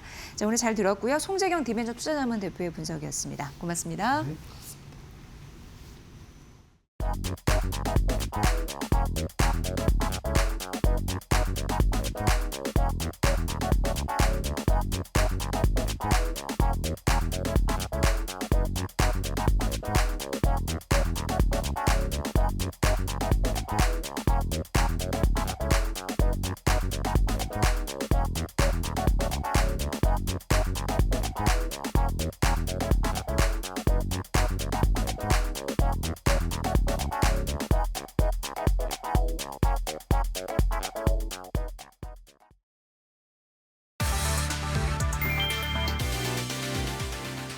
삼성전자 노사의 임금 협상이 마지막 문턱을 넘지 못하고 최종 결렬됐다. 12일 오전 10시부터 13일 새벽 3시까지 무려 17시간 동안 이어진 중앙노동위원회 2차 사후조정 회의에서도 끝내 합의점을 찾지 못하면서 오는 21일 30조 원 규모의 총파업이 현실화될 가능성이 매우 커졌다. 이번 협상의 최대 걸림돌은 역시 성과급 제도화였다. 노조는 영업이익의 15%를 성과급 재원으로 명문화하고 상한선을 폐지할 것을 강력히 요구했다. 반면 중노위가 제시한 조정안은 기존의 초과이익 성과금 제도를 유지하되 실적이 SK하이닉스보다 높을 경우에만 특별 성과급을 지급하는 일회성 안건에 그쳤다. 노조 측은 우리 성과를 외부 요인에 맡길 수 없으며 조정안이 오히려 노조 요구보다 퇴보했다며 결렬 이유를 밝혔다. 이제 삼성전자는 창사 이래 최대 위기에 직면했다. 현재까지 파업 참여 의사를 밝힌 조합원은 약 4만 1,000명이며 실제 파업 시 5만 명 이상이 거리로 쏟아져 나올 것으로 보인다. 21일부터 18일간 파업이 이어질 경우 반도체 생산 차질 등으로 인한 피해액은 약 30조 원에 달할 것으로 추산된다. 정부가 파업을 강제로 중단시키는 긴급 조정권을 발동할지 아니면 법원이 삼성전자의 쟁의행위 금지 가처분을 수용할지가 이번 사태의 향방을 가를 최대 변수가 될 전망이다.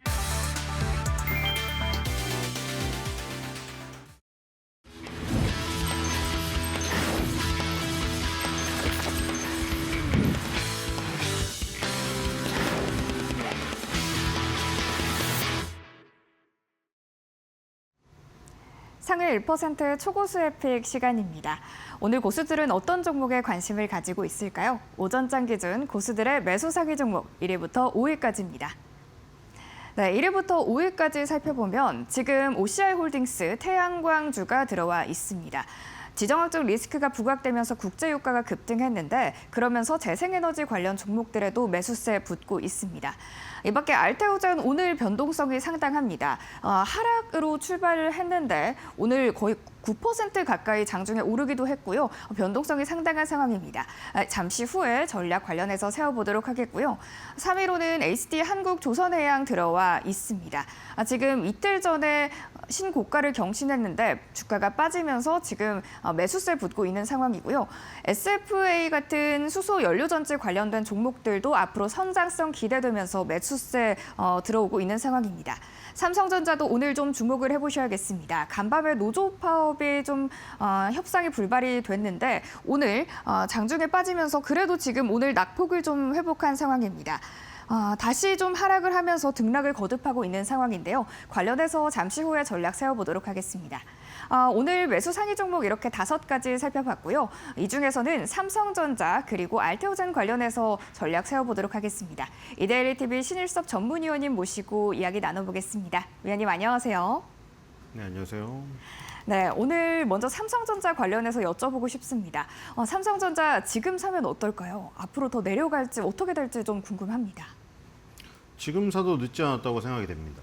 지금 40만 전자 얼마까지 나왔나요? 얼마까지 나온지 모르겠어요. 하도 지금 계속 올리니까 뭐 50만 전자도 나왔나요? 뭐 해외나 지금 국내나 조금 다르긴 한데 뭐 닉스는 300만 닉스 나온 것 같고 삼성전자가 지금 제 생각에는 SK하이닉스에 비해서 못 올라가고 있는 이유가 파업에 대한 부분 때문인데 파업에 대한 부분이 있음에도 불구하고 저 정도라는 것은 지금 상방으로의 압박이 상당하다는 생각이 듭니다. 지금 오늘도 거의 다 지금 끌어올리는 상태고요. 지금 뭐 안 살 이유가 없지 않습니까? 삼성전자? 지금 우리나라가 예를 들어서 지금 12,000P를 간다고 하면은 삼성전자는 얼마를 가 있어야 될까요? 그래서 지금 그런 모습을 생각해 보면 지금도 늦지 않았다. 지금 사실 뭐 계속 얘기 드렸지만 제가 뭐 주변에 뭐 카페 가서 들은 얘기라던가 인스타에 올라오는 얘기들 많이 드렸죠. 물론 이게 뭐 단편적일 수도 있고 우연히 그렇게 들었을 수도 있죠. 근데 지금 제가 지금 여러분들이랑 직접 얘기를 안 해서 그렇지 여러분들도 똑같이 느끼실 거예요. 주변에 삼성전자나 SK하이닉스를 통해 가지고 굳이 언론에 나온 무슨 3천만 원이 무슨 8억이 됐네 그 무슨 딸이랑 어머님 얘기 있잖아요. 그런 것들을 막 자극적으로 듣지 않더라도 주변에서 쉽사리 뭐 그 정도 수익만큼은 아니지만 꽤 수익이 많이 났다는 얘기를 많이 들으셨을 겁니다. 그게 다 거짓말이면 아닐 거예요. 왜냐하면 예전에는 주식한다고 잘 얘기 안 했거든요. 그렇지 않으신가요? 주식한다고 수익 났다고 얘기하면 질투받고요. 그리고 대부분의 사람들은 손실 봐서 얘기를 안 했어요. 부인한테도 남편한테도 서로 얘기를 안 했죠. 혼날까 봐. 근데 요즘에는 서로 다 자랑하고 다니거든요.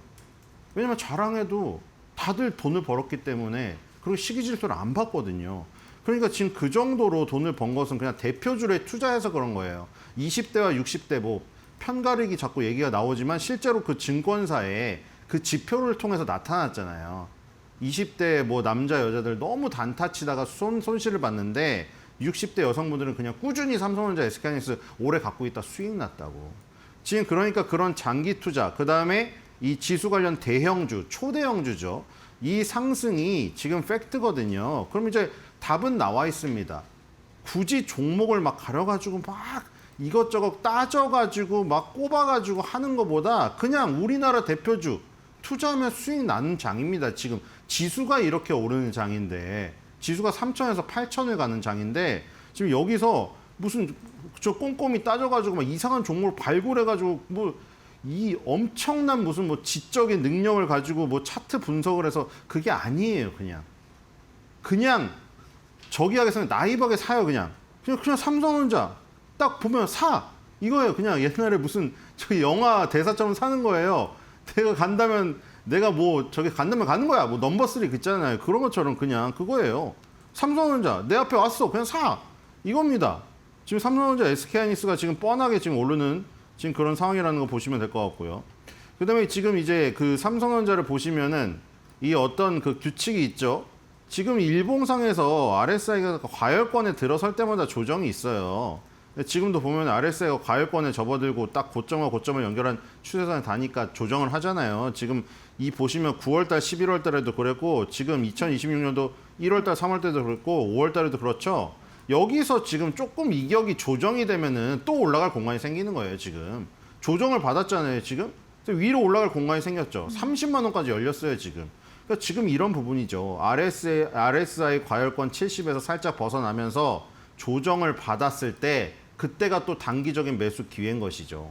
그래서 그렇게 보시면 될 것 같습니다. 네, 지금 삼성전자 매수 의견 남겨주셨는데요. 알테오젠까지 함께 여쭤보도록 하겠습니다. 알테오젠 오늘 장중에 변동성이 상당합니다. 9% 막 등락을 거듭하고 있는데 개별적인 이슈가 좀 있는 걸까요? 네, 이슈가 지금 나왔죠. 자, 알테오젠 다시 1위를 차지했는데 뭐 며칠 전부터 얘기도 드렸죠. 바이오가 지금 그동안 처져 있다가 빈틈을 노리고 오른다고. 근데 오늘 결정적인 뉴스가 나왔습니다. 지금 미국 특허 심판원에서 할로자임의 특허 이 지금 무효 판단을 내렸죠. 지금 머크가 이걸 걸었는데 머크에겐 필사적이죠. 머크가 왜 키트루다 SC를 개발했겠습니까? 머크가 만든 키트루다라는 약물이 세계 그 의약품 매출 순위 1위를 기록했던 종목이고, 그 1위를 기록을 하고 나서 뭐 지금 비만 치료제한테 뺏겼지만 항암제에선 단독 1위죠. 근데 그게 자꾸 이제 바이오 시밀러들이 치고 오니까 그런 겁니다. 특허 절벽에 말려가지고. 그러니까 지금 그걸 방어하려고 이 알테오젠의 기술을 빌려다가 피하 주사 제형으로 변경을 시킨 거잖아요. 근데 거기에서 딱 한 명의 또 대장이 있었어요. 할로자임이라는 회사가 있었죠. 그래서 머크가 거의 다 걸어버린 겁니다. 머크는 알테오젠하고 파트너니까요.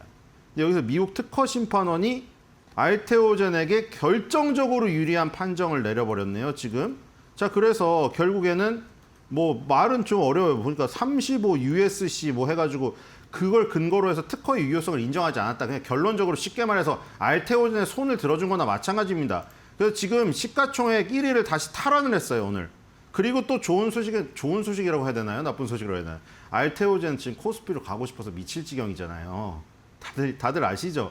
옛날에 다 갔어요. NC소프트 가고 셀트리온 가고 하나투어도 다 코스닥 종목이었어요.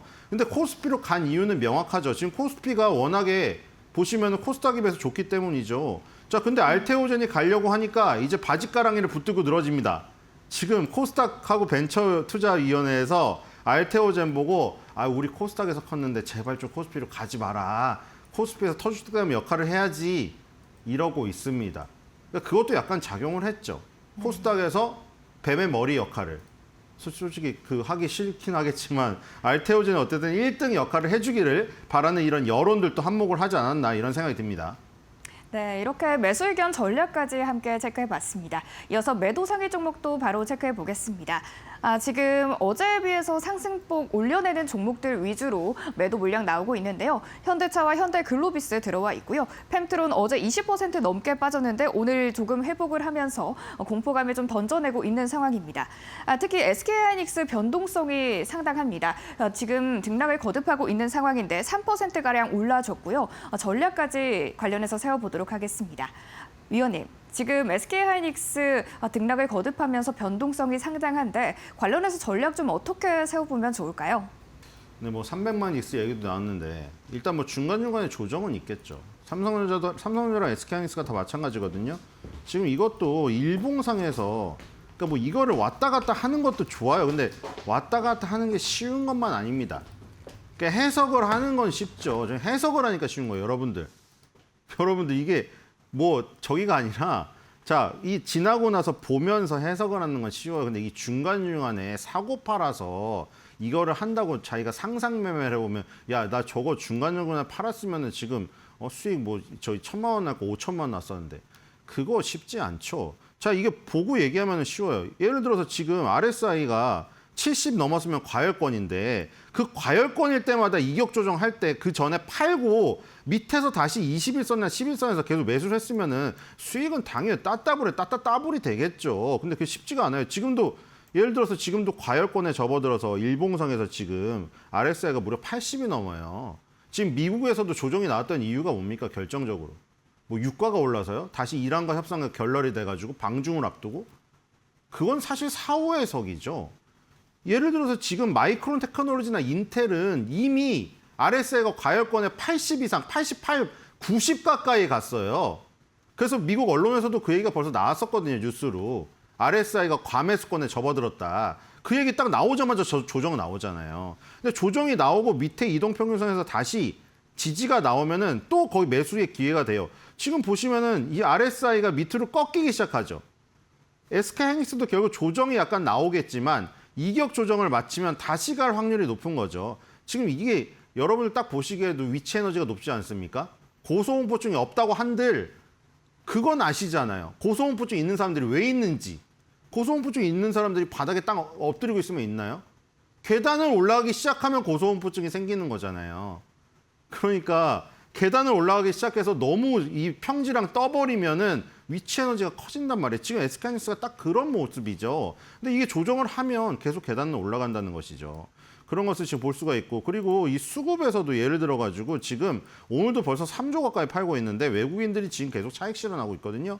8조, 6조, 3조, 6조, 이게 6조 단위, 1,000억이 아니라 지금 어마어마한 금액을 팔고 있어요. 그다음에 지금 코스닥으로 가고 있거든요. 최근에 이런 수급도 약간 작용을 했다. 이렇게 보실 수가 있을 것 같고, 어쨌든 SK하이닉스 지금 190만 원 돌파 직전에 있는데 SK하이닉스의 진구는 계속된다. 이렇게 보시면 될 것 같아요.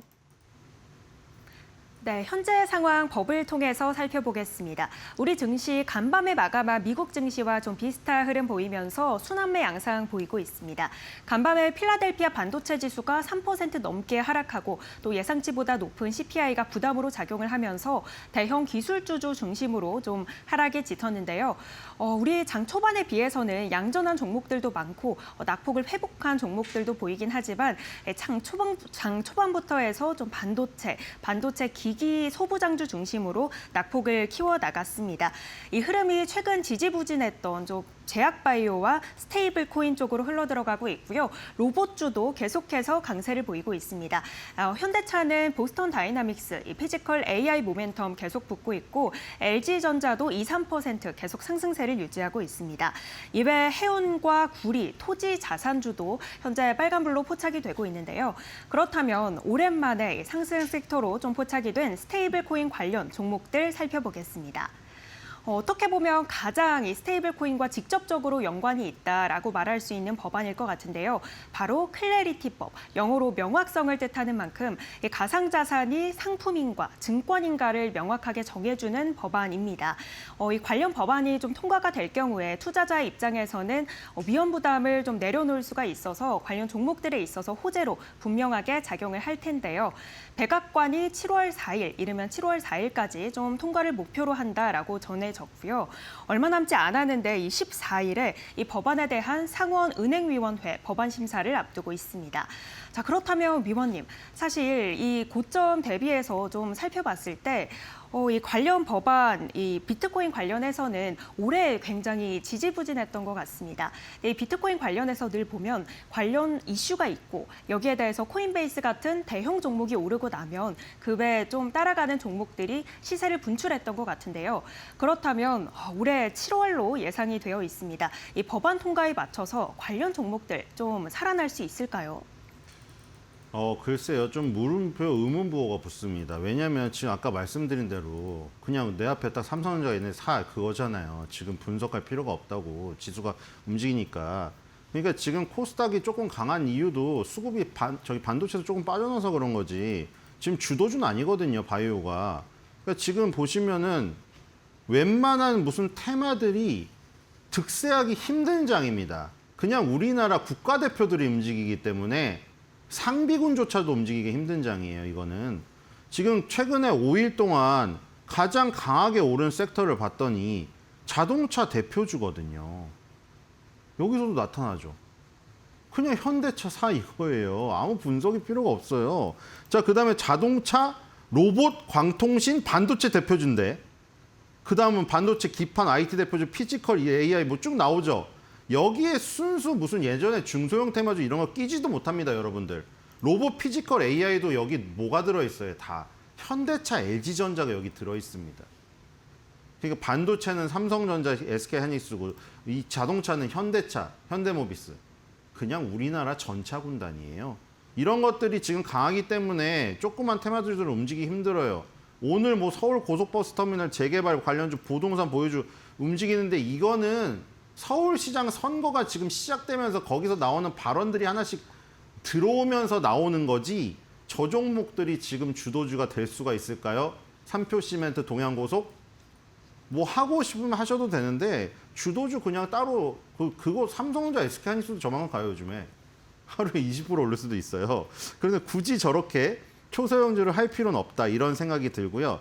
그다음에 스테이블 코인 관련주 당연히 또 지금 오를 수는 있겠죠. 지금 뭐 미트온이라는 종목 하나 볼게요. 이렇게 되어 있거든요. 당연히 스테이블 코인 시장 커질 수밖에 없죠. 왜냐? 달러 자산에 대한 그 위협이 중국, 러시아, 인도, 뭐 브라질이 와가지고 맨날 그러니까 트럼프가 완전 선언을 했잖아요. 달러 가치에 대해서 도전을 하는 자에게 응징을 할 거고 나는 포커 게임을 즐기기 때문에 갬블링 하고 싶으면 와라. 그게 이제 스테이블 코인이라는 새로운 코인 시장에서도 달러 가치를 놓치지 않기 위해서 또 계속해서 밀어붙일 거기 때문에 뭐 이런 그 관련주는 형성이 될 겁니다. 근데 우리나라 관련주 다 죽었죠, 지금. 미트온 2025년도 6월 달에 8,240원이었는데 지금 2,990원입니다. 여러분들. 초소형주가 더 작으니까 잘 갈 것 같죠. 삼성전자는 시가총액 1위인데 50%, 60% 오르거든요. 자, 그러니까 지금 미트온 같은 종목이 살아나기는 쉽진 않다. 이런 생각이 들고요. 미트온은 플레이트 원. 그러니까 우리가 그 플레이트 게임하면서 돈 버는 거 있잖아요. 동남아시아는 뭐 월급이 낮아서 4인 가족이 여기 매달려서 돈이 된다고 하는데 우리나라 사실 돈이 안 될 것 같긴 한데 여기서 돈을 버는데 이 게임 속에서 확보된 재화를 스테이블 코인으로 바꿀 수가 있어요. 미트온이. 그래서 이제 게임 관련 중에 플레이 투 원 게임으로 스테이블 코인에 연동됐다고 해서 지금 스테이블 관련주를 엮였는데 여러분들이 보고 있으신 것처럼 이런 모습이에요. 지금 마치 재앙이 펼쳐진 것처럼 주가가 어디까지 돌아갔죠? 거의 지금 6월달, 작년 6월달에 출발한 수준까지 돌아가고 있습니다. 자, 여기서 새롭게 살아나기 힘든 게 이동평균선들이 다 밑으로 깔려 있고 지금 여기서 올라가려면 이 모든 것들을 뚫어야 되는데 여러분들 지금 되게 힘들어 보이지 않아요? 지금 딱 봐도? 그래서 이런 힘겨운 전쟁을 할 바에는 그렇죠? 그냥 쉬운 길을 선택하는 게 어떤가 이런 생각이 듭니다. 네, 두 번째 섹터로는 해운 관련주 만나보겠습니다. 미국과 이란의 종전 협상이 쉽게 좀 매듭이 지어지지 않고 있습니다. 간밤의 갈등이 좀 긴장감이 다시 고조가 되면서 해상운임 상승세 기대감 받아가면서 해운주들 오늘 오전장부터 좋았고요. 또 관련해서 호르무즈 해협의 호르무즈 해협 봉쇄로 인해 갇힌 선박을 구출하기 위해서 미군 프로젝트 프리덤까지 거론이 됐습니다. 관련해서 조선주도 좀 흐름이 괜찮은데요. 위원님, 그렇다면 이 해운주와 조선주 관련해서 좀 사실 뜯어보면 종목 자체는 다른데 어떻게 보면 모멘텀에 의해서 움직이는 양상이 비슷한 것 같습니다. 이 종목들이 늘 약간 이렇게 같이 움직이는 건지도 궁금하고요. 이 안에서 현재 모멘텀으로 비추어 봤을 때 어떤 종목을 좀 살펴보면 좋을까요? 근데 지금은 조선해운주는 완전히 다르게 봐야죠. 지금 예를 들어 그냥 딱 보면 나옵니다. HD 현대중공업 보세요. 지금 역사상 신고가거든요. 역사상 신고가. 자, 그리고 뭐 굳이 이 지금 HD 현대중공업은 그러면 예전에 과거의 조선주의 모습이 없었으니까 그럼 과거의 조선주의 모습을 보죠. 과거의 조선주의 모습까지 있는 삼성중공업 보시겠어요? 2007년도 고점 갔거든요. 2007년도 기억 못 하시는 분도 계시겠지만 이때 주식 안 하시는 분도 계셨겠지만 조선주가 탄생 이래 가장 최고가를 갔던 2007년이에요. 조선주가 초대장이었을 때. 이땐 반도체주의 역할을 조선주가 했거든요. 그때 주가를 삼성중공업이 지금 갔습니다, 여러분들. 그렇죠? 엄청난 상승세죠. 여기는 뭐 마스가 프로젝트도 있고 저 삼성중공업을 비롯하여 지금 다 유가가 오르는 흐름 때문에 조선주가 오르는 근본적인 기본적인 부분도 있어요. 근데 예를 들어서 STX 그린로지스 장흥하니까 HMM을 보죠. HMM 어떻게 돼 있나요? 2007년도 고점에 35만 원인데 지금 얼마예요? 19,000원이에요. 조선해운주가 같은 흐름을 갔을 때는 2007년도였고요. 지금은 완전 다르죠. 그렇죠? 이런 상황이고 오늘도 보시겠습니까? 해운주 지금 오르는데 STX 그린로지스랑 흥하해운, 페노션까지 오르고 지금 대한해운 H&M은 지금 약세거든요. 페노션도 대형 종목이니까 지금 무슨 차이가 있죠? 그러면 아까 조선해운주의 차이는 보여드렸고요. 그다음에 이 지금 STX 그린로지스랑 흥하해운은 상대적으로 해운주에서 작은 종목이고요. 여기 해운주에서 대형주라고 할 수 있는 거는 HMM하고 지금 뭐 페노션 이런 종목이거든요. 지금 보시면은 차이가 있죠. 그러니까 대형주들은 페노션은 뭐 그림은 좋네요. 근데 이거는 하림의 페노션의 그 물류 쪽이 연관되어 있어서 그런 거고 H&M 보면은 지금 고개를 숙이고 있잖아요. 근데 흥하해운 같은 경우에는 조금 더 강세를 보이고 있죠. 중소형주가 오늘 갈리고 있어요.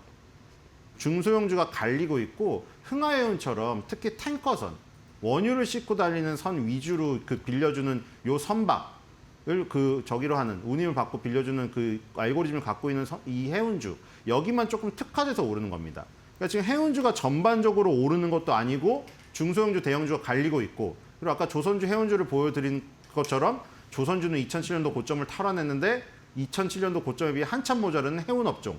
그러니까 조선 해운업종은 완전히 가려서 지금 생각해야지 조선주가 마스카 프로젝트를 막 간다고 해서 해운주를 같이 사는 것은 지금 굉장히 좋지 않다. 그러니까 물론 뭐 해협이 저기 갇혀가지고 운임이 치솟을 수는 있겠죠. 운임이 치솟으면은 다 좋을 것 같지만 운임에 대한 부담이 있을 수가 있습니다. 그런 부분 때문에 해운주는 오늘 그냥 반짝 요 지금 중소형 해운주 쪽으로 몰려 있다 이렇게 보시면 될 것 같아요. 자, 꼬마 버블을 찾아보도록 하겠습니다. 네, 현재 해운주 안에서도 좀 대형주와 소형주 위주로 나뉘어지고 있고 해상운임 상승 기대감 받아가면서 상승하는 종목 3가지 만나봤습니다. 그렇다면 다음 꼬마 버블은 어떤 걸로 오늘 꼽을 수 있을까요? 네, 아까 제가 뭐 대형주 얘기했고 분석할 필요 없다고 얘기했지만 해운주랑 이거에 좀 발맞추어서 비료주를 그냥 좀 준비해봤습니다. 비료주가 지금 굉장히 작게 나오는데 그거예요. 지금 사실 삼성전자, SK하이닉스 강하고 오늘 더 강한 건 또 현대차 그룹 비롯해서 로보틱스가 정말 크레이지 모드네요. 오늘도. 자, 그래서 결국 전차 군단 많이 얘기했잖아요. 만약 전기전자가 흔들리더라도 자동차가 있는데 차화정 시절의 전차 군단이랑은 아예 내용 자체가 틀리다. 그래서 파워 자체가 틀리다고 얘기를 드렸잖아요. 그렇기 때문에 현대차 아니면 삼성전자 그냥 간판을 사면 됩니다. 근데 이게 데일리다 보니 우리가 꼬마 버블이 하루에도 변동이 심하잖아요. 그것을 감안했을 때 아까 해운주도 나왔고 어제도 유가가 급등했어요. 근데 유가 급등을 이겨내고 후장에 많이 회복을 했죠, 미장이. 자, 근데 만약에 그러면 여기서 트럼프가 얘기한 대로 이란과의 휴전 협상 지금 관계가 거의 뭐 이 지금 식물인간이 연명을 하고 있는데 의사가 판정 내리면 바로 그냥 죽음을 당할 것처럼 그런 1%의 생존 확률이 있는 환자 같다. 이렇게 표현을 했잖아요. 거의 깨질 것처럼. 그리고 자기가 우주군을 창설했는데 어디를 관찰하고 있는데 거기 건드리면 바로 타격해버리기 때문에요. 이스라엘도 지금 특수부대 넣어가지고 뭐 우라늄 농축을 하면 꺼내온다고 하고 있고 만약에 그런 식으로 확대가 된다. 방중을 갔는데 이 그 시진핑하고 어떤 얘기가 오갔는데 잦아들지 않고 이란과의 관계가 확전으로 더 간다. 그러면 이제 호르무즈 해협 봉쇄 무슨 아예 호르무즈 해협 그 밖을 이란 해협을 다 봉쇄해버리는 이 상황이 더 악화되겠죠. 프리덤 프로젝트도 더 진행이 되고 그럼 이제 또 뭐가 오르겠나요? 미국의 모자이크 같은 대형 비료 회사들이 오르고 우리나라의 남해학 같은 비료 회사들이 오르고 아까 전에 해운주도 오르고 무슨 유가 관련주도 오르고 왜냐하면 이게 호르무즈 해협이라는 게 원유 운송량만 많은 게 아니라 원유 운송량, 비료 운송량 뭐 이런 것들 다 많고 유가가 기본적으로 오르게 되면 유가의 부산물을 만드는 비료 가격도 오르게 됩니다. 그리고 남해화학 같은 경우에는 비료만 만드는 회사가 아니라 저기도 운영하고 있잖아요. 석유 도소매업도 하고 있어요. 그렇기 때문에 유가가 오르면 원유 관련주, 원유 상승 관련주에 이 비료 상승 관련주까지 지금 다 같이 가져갈 수 있다. 그러니까 만약 이건 틈새 시장 얘기를 하는 거예요. 전차 군단이 부진한 사태가 와서 틈새 오늘같이 무슨 뭐 대선 테마 관련주가 움직이고 막 이런 게 더 강화가 된다 했을 때 그때 유가 관련주라던가 이런 비료 관련주가 움직일 가능성이 있어요. 그래서 지금 남해학도 보면은 일단 조정을 다 해놨잖아요, 여러분들. 지금 2025년도 5월까지 이렇게 치솟 13,000원까지 갔다가 여기까지 다시 내려와 있어요. 근데 이게 좀 특징이 있죠, 여러분들. 대충 21선 근처에 오면 한 번씩 무슨 일이 일어나서 마치 심장 박동수가 요동치는 것처럼 한 번씩 발작을 하네 이런 게 있잖아요. 그럼 여기서도 그런 거를 뭐 단기적으로 노려보시면 또 노려볼 수 있는 거예요. 여기 21선 근처에 왔으니까 힘이 비축이 됐네. 그럼 또 만약에 이란과의 사태가 발작이 된다. 이러면 이게 오르겠네. 반대로 가면 여러분들 뭐예요? 반대로 가면은 건설주나 이런 재건 관련주가 오르겠죠. 전진건설 로봇 무슨 건설주. 그러니까 이런 것들도 뭐 테마주로 빈틈으로 니치마켓식으로 빈틈으로 하실 분들은 하셔도 된다 하는 의미에서 비료 꼬마 버블인데 조금 커질 가능성이 있는 폭탄을 안고 있는 버블로 한번 선정해봤습니다. 네, 오늘은 틈새 꼬마법을 찾아보았는데요. 이 전쟁 상황이 현재 진행 중인 만큼 또 갈등이 혹시나 점화가 된다면 오를 수 있을 만한 섹터로 비료 섹터 짚어봤습니다. 네, 지금까지 신일섭 위원님과 함께 시장 진단해봤고요. 관련해서 전략 세워봤습니다. 오늘 말씀 고맙습니다.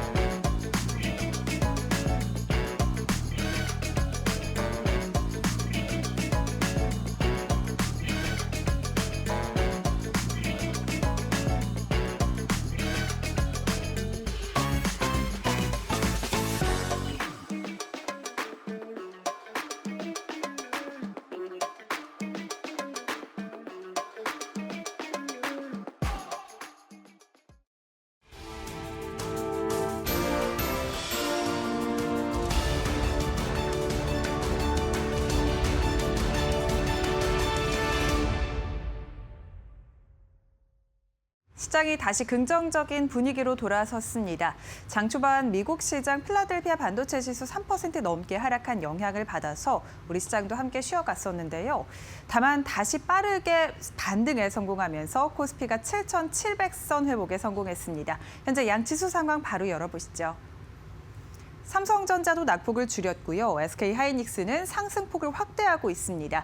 현대차 같은 종목들도 함께 올라주면서 코스피 200이 1.38%가량 오릅니다. 1200선까지 회복에 성공한 코스피 200이고요. 1199포인트 지나가고 있습니다. 코스피 같은 경우도 1.17%가량 상승하면서 대형주 위주로 다시금 올라주는 모습, 기술주의 투심이 회복된 모습을 보여주고 있습니다. 7735포인트 지나가고 있습니다. 9시 36분을 기점으로 반등에 성공한 코스피고요. 코스닥 같은 경우도 낙폭을 좀 회복하면서 0.73%가량 하락, 1170포인트 지나가고 있는데 코스닥 같은 경우에는 대형주 위주로 자금이 집중되면서 오늘 낙폭을 그렇게 많이 회복하고 있지는 못하고 있다라는 점 확인되고 있습니다. 그렇다면 매매 동향은 어떻게 흘러가고 있을까요? 코스피 시장부터 확인해 보시죠.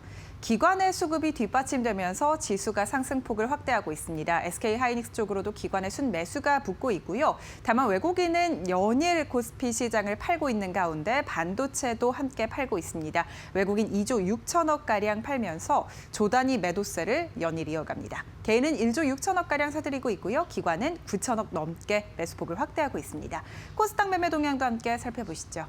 오늘 코스닥 시장은 개인의 순매수 자금이 강하게 들어옵니다. 4천억가량 들어오고 있고요. 기관은 순매수에서 순매도로 전환, 약 13억가량 팔고 있습니다. 외국인은 4천억가량 팔면서 연일 이어지던 순매수를 오늘은 조금 끝나는 듯한 모습을 가져갑니다. 원달러 환율도 함께 살펴보시죠. 오늘 원달러 환율이 다시 좀 올랐습니다. 1,498원 선까지 오르면서 1,500원 선 돌파를 목전에 두고 있습니다. 미국과 이란 간의 휴전 협상이 계속해서 지지부진한 가운데 국제 유가가 상승했고 이에 따라 원달러 환율은 상방 압력을 받고 있습니다. 네, 이렇게 오늘 시장 상황 간단히 살펴봤는데 원달러 환율이 1,500원 선 돌파를 앞두고 있음에도 불구하고 시장이 다시금 힘을 내고 있다는 점이 특징입니다. 그렇다면 오늘 중요한 투자 뉴스는 어떤 게 있는지 저희와 함께 이어서 알아보시죠. 1분기에 깜짝 실적을 낸 신세계가 장 초반 52만 원 선을 돌파하며 신고가를 경신했습니다. 신세계는 백화점 사업 호조와 면세점 실적 개선이 동시에 나타나면서 1분기 영업이익이 전년 동기 대비해서 49.5% 늘었는데요. 1,978억 원을 기록하며 역대 최대치를 새로 썼습니다. 특히 백화점이 호실적을 주도했고 당초 적자로 예상됐던 면세에서 100억 원 이상의 이익을 실현하면서 어닝 서프라이즈를 기록했습니다. 하나투자증권은 신세계의 연간 영업이익 전망치를 기존보다 20% 상향한 8,302억 원으로 제시했습니다. 4월 기준 외국인 매출 비중은 8.4%까지 확대됐고 성장률은 전년 동기 대비해서 132%를 기록했다며 올해에는 두 자릿수 비중까지 확대될 것이라고 분석했는데요. 현재 주가 함께 살펴보시죠. 여전히 9% 가까운 급등세 붙고 있습니다. 48만 500원 선 지나가고 있고요. 현대백화점 같은 경우에도 오늘 함께 상승하면서 백화점주가 좋습니다. 3.52% 가까운 상승, 11만 4,600원 선 지나갑니다. 롯데쇼핑 주가도 7% 넘게 튀어오르면서 백화점주 실적, 호실적과 함께 연일 상승 탄력 붙고 있는 상황입니다. 국제유가가 고공행진을 이어가는 가운데 증권가에서는 S오일을 고유가 수혜주로 지목했습니다. S오일은 1분기 영업이익이 이란 전쟁 발발로 급등한 가운데 국제유가 및 정제 마진에 힘입어 1조 2천억 원을 달성했는데요. 메리츠증권은 국제유가 상승세가 이렇게 이어진다면 S오일이 호실적을 이어갈 것이라면서 목표가를 12만 5천 원으로 높여 잡았습니다. 올해 2분기에도 1조 원의 영업이익을 낼 것이라고 분석했는데요. 원유와 석유 제품별 공급과 기존 재고 부족 현상의 강도는 하반기에 더욱더 집중될 것이라면서 하반기에는 역시 견고한 업황이 지속될 것이라고 내다봤습니다. S오일을 비롯한 국내 정유사들이 적정 가동률의 해답을 찾아가고 있고 판매 단가 상승 수혜를 누리는 중이라면서 실질적인 이익 펀더멘털이 견고해지고 있다고 분석했는데요. 주가 함께 살펴보시죠. S오일 0.79% 가까이 오르고 있습니다. 장 초반 대비해서 상승폭을 조금 줄였는데요. 11만 5,200원 선 거래되고 있습니다. S오일 우선주도 상승폭을 조금 줄였지만 여전히 2%가량 상승 중입니다. 5만 7,500원 선 거래되고 있습니다. 한국형 차기 구축함 사업 자료 공유를 둘러싼 HD 현대중공업과 방위사업청 간 법적 공방에서 법원이 방사청에 손을 들어줬습니다. 한국형 차기 구축함 사업이죠. 즉 KDDX 사업은 총 7조 8천억 원을 투입해 6,000톤급 미니 이지스함 6척을 건조하는 대형 사업인데요. 하나오션이 개념 설계를, HD 현대중공업이 기본 설계를 수행해 왔습니다. 앞서 방위사업청은 지난해 12월 KDDX 상세 설계 및 건조 사업자를 지명 경쟁 입찰 방식으로 선정한다고 밝혔습니다. 이후 지난 3월에는 사업 제안 요청서 배포 절차 등을 진행했는데요. HD 현대중공업은 방사청이 배포한 자료에 자사의 영업 기밀이 포함됐다며 자료 제공 중단 등을 요구하는 가처분 신청을 낸 바 있습니다. 다만 이 가처분 신청이 지난 8일 기각된 건데요. 법원은 이미 기본 설계 관련 자료가 배포된 상황에서 실익이 크지 않다고 판단했습니다. 업계에서는 이번 가처분 기각으로 KDDX 사업이 사실상 본입찰 단계에 진입했다고 보고 있는데요. 향후 하나오션과 HD 현대중공업 간의 경쟁이 더욱더 치열해질 것으로 분석됩니다. 오늘 HD 현대중공업은 데이터 센터 엔진 모멘텀도 함께 붙으면서 1.84%가량 상승하고 있습니다. 72만 원 선 지나가고 있고요.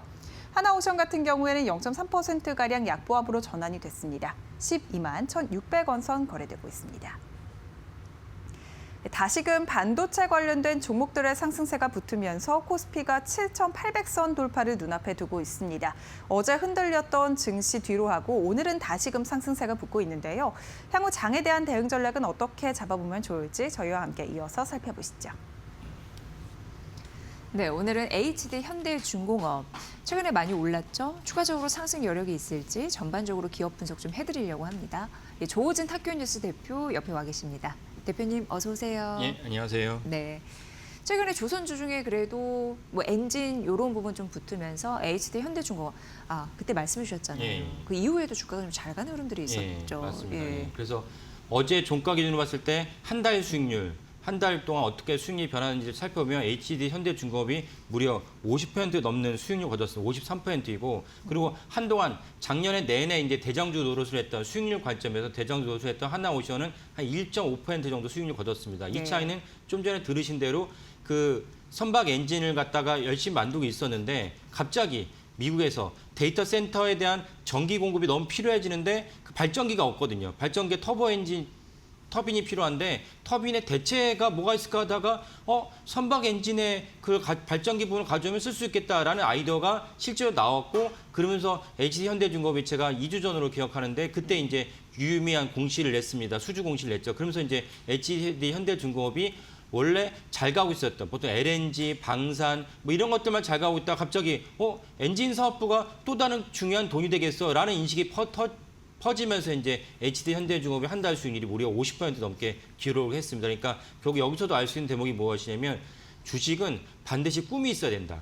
미래의 성장 동력이 있어야지 주가가 올라가지 PER 1배다. 이건 중요하지 않습니다. PER이 30배여도 사실은 내년에, 내후년에 영업이익과 매출도 올라갈 것 같아. 이러면 이제 주가가 올라가는데 PER이 1배 너무 저평가되어 있죠. 하지만 내년에도 올해도 내후년에도 사업에 대해서 추가로 매출이 일어날 것이 없다라고 하면 절대로 PER이 1배라는 건 저평가됐지만 주가가 올라가지 않는다라는 맥락에서 종목들을 갖다 살펴보시면 좋을 것 같습니다. 네, 꿈이 있는 그런 주식들 잘 찾는 게 또 수익률에 굉장히 예. 도움이 되죠.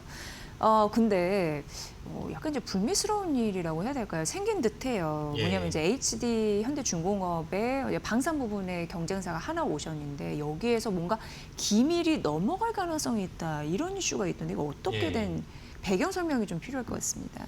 그러니까 우리나라의 조선업의 빅3 아닙니까? 삼성중공업, HD그룹, HD현대중공업, 그다음 하나오션이 있는데 그 삼성중공업은 좀 예전에 이제 방산 분야가 별 돈이 안 된다라고 해서 방산 분야를 없앴습니다. 그러다 보니까 사실은 HD현대중공업과 하나오션이 방산 부분을 이루고 있습니다. 조선에서 방산 분야라고 한다면 가장 대표적으로는 잠수함이죠. 그래서 두 기업만이 잠수함을 건조할 수가 있는데 잠수함을 건조하면서 또 다른 이제 방산 분야를 할 수 있는 구축함 KDDX라는 이제 한국형 구축함 사업을 하고 있었는데 HD 현대중공업과 하나오션 사이에서 원래는 방위사업청이 어떻게 하냐면 개념 설계나 그다음에 기본 설계를 하나의 기업에다 맡겼습니다. 그러면 개념 설계를 하고던 데서 하나의 그 기업이 그대로 이어받아서 기본 설계를 하고 기본 설계를 받더라도 상세 설계가 넘어가면 이제 그때 이제 건조하게 됩니다. 그래서 이런 맥락으로 흘러갔는데 이번에 KDDX 사업은 이례적으로 방사청이 개념 설계자 따로 기본 설계자를 따로 이제 발주하기로 했습니다. 그러다 보니까 개념 설계를 맡았던 하나오션, 기본 설계를 맡았던 이제 HD 현대중공업 나누다 보니까 HD 현대중공업이 이제 기본 설계를 하고 있는데 이제 본격적으로 수주를 들어가게 됩니다. 그러다 보니까 하나오션의 수주자가 낙찰이 된다면 하나오션 입장에서는 그 HD 현대중공업의 기본 설계 도면도 활용해야 됩니다. 왜냐면은 당연히 기본 설계를 처음부터 다시 할 수 없으니까요. 그래서 이제 HD 현대중공업이 방사청에다가 하나오션에다가 이 기본 설계를 안 줬으면 좋겠다라고 이제 계속 요청을 했지만 방사청 입장에서는 아니 그럴 수 없다. 그럴 수 없다는 이제 방사청의 이제 기본적인 형식적인 이제 대응은 무엇이냐면은 야 너네가 공짜로 기본 설계한 게 아니잖아. 우리가 돈을 줬잖아. 국가가 돈을 줘서 너네가 기본 설계했는데 그럼 국가가 돈을 줘서 발주한 기본 설계 도면도 누구의 것이냐? HD 현대중공업의 것이 아니다. 국가의 것이다. 국가의 것이니까 국가의 것을 갖고 우리가 원하면 다른 사업자에 줄 수 있다. 너네를 배제시키겠다는 게 아니고 너네가 낙찰을 해서 너네한테 갈 수도 있어. 하지만 하나오션이 낙찰이 된다면 당연히 기본 설계 도면을 줄 수 있다는 것이 방위사업청의 형식적인 입장인 거고 HD 현대중공업 입장에서 기분이 나쁘죠. 아니 우리가 열심히 노력을 해서 기본 설계를 도면을 가져왔는데 이거를 왜 하나오션에 넘겨줄 수 있다면은 이게 말이 안 되는 거 아니냐. 이 HD 현대중공업의 입장이었는데 그래서 HD 현대중공업이 이례적으로 우리나라는 이 기업을 하다 보면 당연히 이제 뭐 미국도 사실 큰 차이는 없긴 하지만 기업을 하다 보면 정부에서 원하는 방식대로 흘러갈 수밖에 없습니다. 특별히 방산 같은 경우 더 당연하죠. 그래서 그러면 웬만하면 HD 현대중공업이 방위사업청의 이런 어떤 기조에 대해서 브레이크를 속으로는 이제 걸 수 있겠지만 형식적으로까지 법원에 문제를 삼진 않는데 HD 현대중공업 이건 기밀에 해당하기 때문에 법원에다 문제를 삼았어요. 그래서 이 설계 도면에 넘어가서 막아달라라고 요청을 했는데 지난주에 이제 바로 법원 판결이 나왔는데 아니 그거는 맞을 수 없다. 아까 제가 말씀드린 대로 방위사업청의 논리가 맞다. 라면서 이제 HD 현대중공업에 이제 그 요청을 기각을 했습니다. 그러면 만약에 발주를 하는데 실제 건조를 하는데 만약에 하나오션이 낙찰이 된다면 HD 현대중공업이 열심히 일한 물론 돈 받고 일했지만 열심히 일한 설계 도면이 하나오션 넘어갈 수 있는 합법적으로 넘어갈 수 있는 그런 흐름에 있고 HD 현대중공업 입장에서 되게 난처한 상황에 처했다 이렇게 보시면 될 것 같습니다. 네, 그러니까 HD 현대중공업 입장에서는 이에 대해서 반발하는 게 좀 어느 정도 좀 일리가 있다 이런 생각도 들거든요. 그렇죠. 예, 예. 네, 근데 뭔가 공시를 안 한 게 있어요? 예, 예. 그게 그러니까 뭐예요? 예.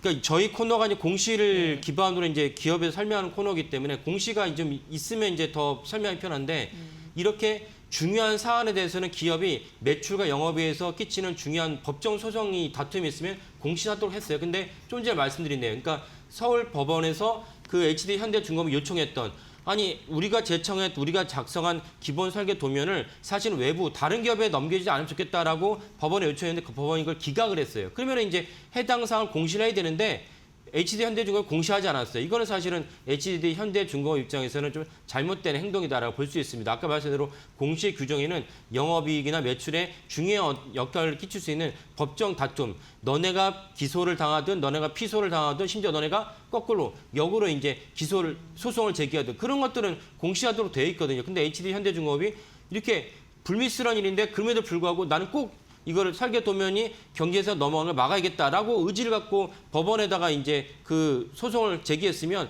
법원의 결정이 나왔으면 바로 공시를 해야죠. 근데 아무리 기다려도 공시하지 않았습니다. 그래서 이 부분은 HD 현대중공업이 잘못했다라고 말씀을 드리겠고 HD 현대중공업은 사실은 왜 이런 결정을 내렸냐? 결국 근본적으로는 저는 어떻게 해석을 하냐면은 우리나라에는 아직도 상장사의 상장사의 비상사도 마찬가지지만 주주들이 사실은 주식회사의 주인입니다. 그게 이제 주주라는 뜻이죠. 근데 HD 현대중공업이 이 회사의 주인은 주주가 아니고 경영진의 것이다. 그러니까 당연히 경영진을 보고를 했겠죠. 정기선 회장에도 보고를 했겠죠. 보고를 했지만 굳이 이걸 갖다가 그렇지 않아도 우리가 원하는 대로 되지 않았는데 왜 굳이 공시를 하느냐라는 맥락에서 공시를 하지 않았다는 것은 이 회사의 주인이 누구냐? 정기선 회장을 비롯한 CEO들의 주주인 것이 주주들은 주인이 아니다라는 인식이 저변에 깔려있다라고 저는 봅니다. 그래서 HD 현대중공업의 이 중요한 사항이 있는데도 불구하고 하루 이틀은 뭐 지나갈 수 있겠지만 오늘이 수요일인데 저 어제까지도 계속 봤지만 어제까지도 이 해당 사안에서 공시하지 않았습니다. 이거는 사실 HD 현대중공업이 잘못된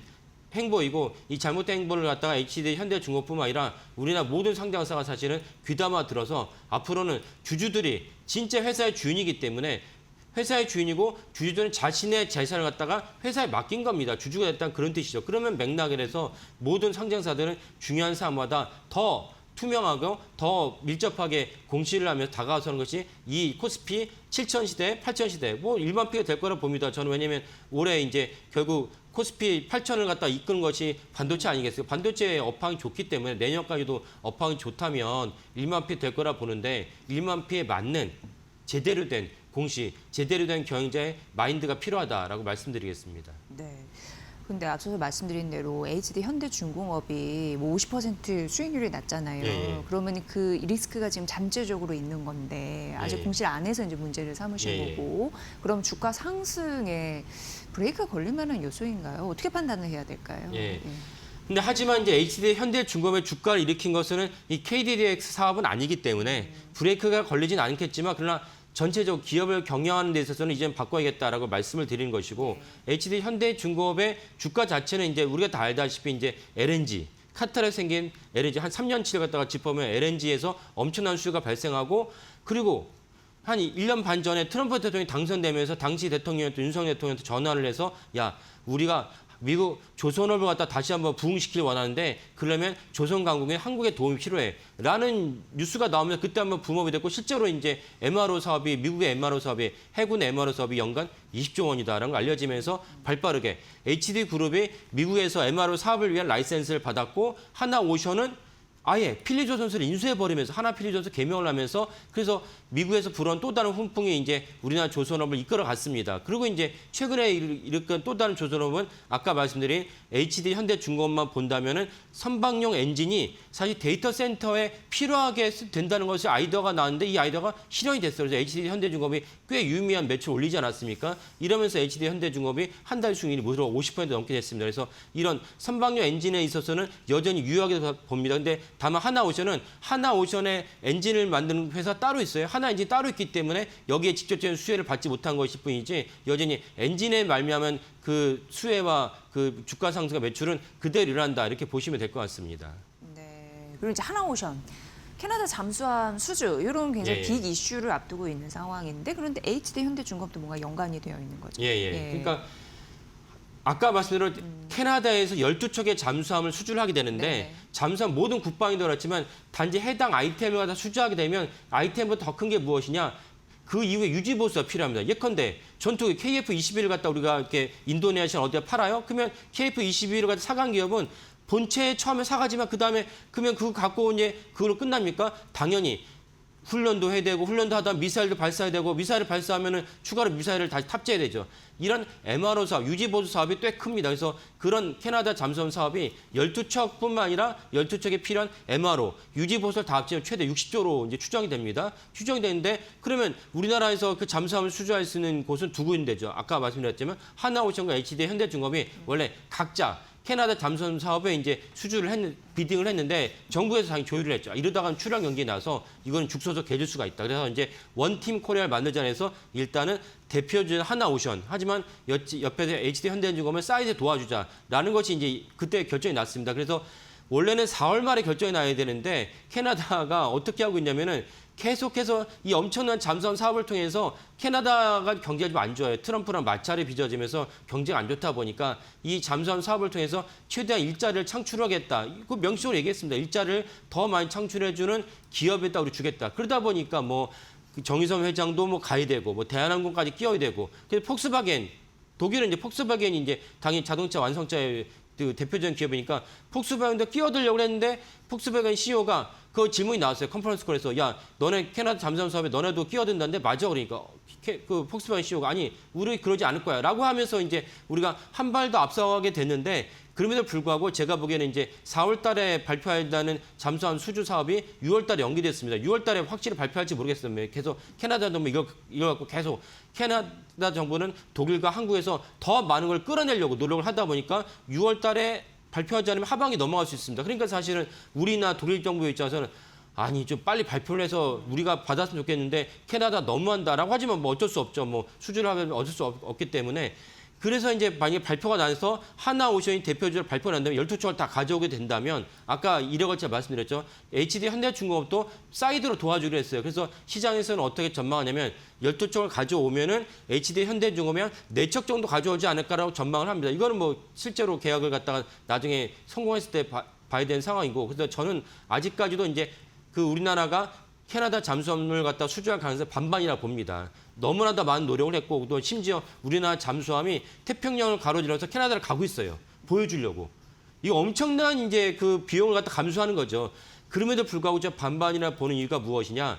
이 나토 회원국이 우리가 아니기 때문에 독일은 나토 회원국이죠. 그러니까 우리 국방 외교 안보 분야에서 캐나다 잠수함을 갖다가 러시아 근해 6척, 대서양 6척 갖다 배치한다면 어쨌건 미국과도 이제 프로토콜 협업을 해야 되고 의사소통을 해야 되고 그다음에 나토의 다른 회원국도 의사소통을 해야 되는데 그런 점에서는 우리나라 하나오션의 잠수함이 결정적으로 뭔가 좀 이렇게 그 두 발 늦게 출발한 것이다. 그런 점에서는 아직도 우리나라는 좀 이렇게 반반이라고 보는 게 타당하지 않을까 싶습니다. 그래서 만약에 6월 달에 잠수함 수주가 이제 선정이 된다면은 하나오션이 8척, HD현대가 넉 척 정도 가져갈 텐데 그러면 지금보다도 실제로 주가 한 번 더 점프하겠지만 만약 잠수함 사업의 수주가 실패한다면 사실은 주가가 이제 내려갈 가능성이 높다라고 보겠습니다. 네, HD현대중공업 상당히 뭐 호재도 있고 리스키한 부분도 있고 또 대기하는 이벤트도 있고 이슈가 많네요. 예. 그런 부분에서 오늘 50일주 신고가 경신했거든요. 74만 원 선까지 올라가기도 했는데 추가적인 상승 여력들 함께 좀 챙겨보시면 될 것 같습니다. 오늘 조호진 탁교뉴스 대표와 함께 HD현대중공업에 대한 분석해드렸습니다. 고맙습니다. 예, 감사합니다.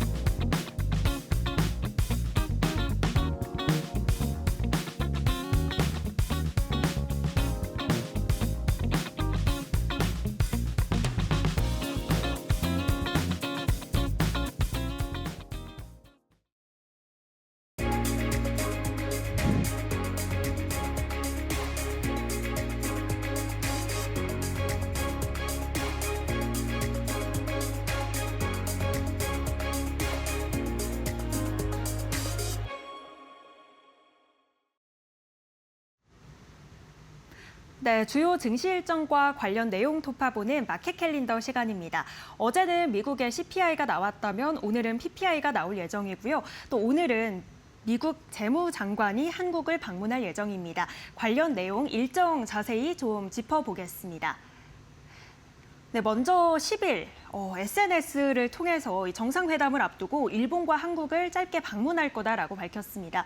어제 재무장관은 도쿄를 방문했고요. 다카이치 사나이 일본 총리 또 재무장관과 만나서 관련 내용 협의를 했습니다. 특히 핵심 광물 공급망 협력 방안을 논의했다라고 알려졌고요. 오늘 드디어 서울을 방문하는 날인데요. 방문 목적 자체는 중국의 허리펑 부총리와 사전 회담을 위해 방문한다라고 알려졌습니다. 여기에 대해서 아무래도 현재 중국이 좀 일본의 방문을 꺼려하다 보니 정말 우리나라가 이 중간 장소 제공 역할만을 하는 것인가 아니면 이 계기에 이 대통령과 만나서 좀 한미 관세나 대미 프로젝트 관련한 논의가 이어질지 여기에 대해 좀 관심이 쏠리고 있습니다. 이후 오늘 저녁부터 15일까지죠. 정확히 2박 3일의 일정으로 트럼프 대통령과 시진핑 주석 간 정상회담에 참석할 예정입니다. 이 미국 대통령의 중국 방문은 2017년 이후 약 8년 만이고요. 미중 정상회담은 작년 부산에서 있었는데 7개월 만에 이루어지는 회담입니다. 그렇다면 관련해서 어떤 CEO들 함께하는지 살펴보겠습니다. 17명의 CEO와 약 17명의 CEO와 좀 함께한다라는 내용이 전해졌는데요. 먼저 애플의 팀 쿡 CEO가 함께하게 되고요. 또 미국의 스페이스X와 테슬라를 이끄는 CEO도 함께하게 됩니다. 또 관련 내용 살펴보겠습니다. 먼저 애플 관련해서는 중국이 전체 매출의 20%를 좀 차지하고 있는 만큼 매출과 공급망에 대한 이야기가 나올 거다라는 내용이 좀 예상되고 있고요.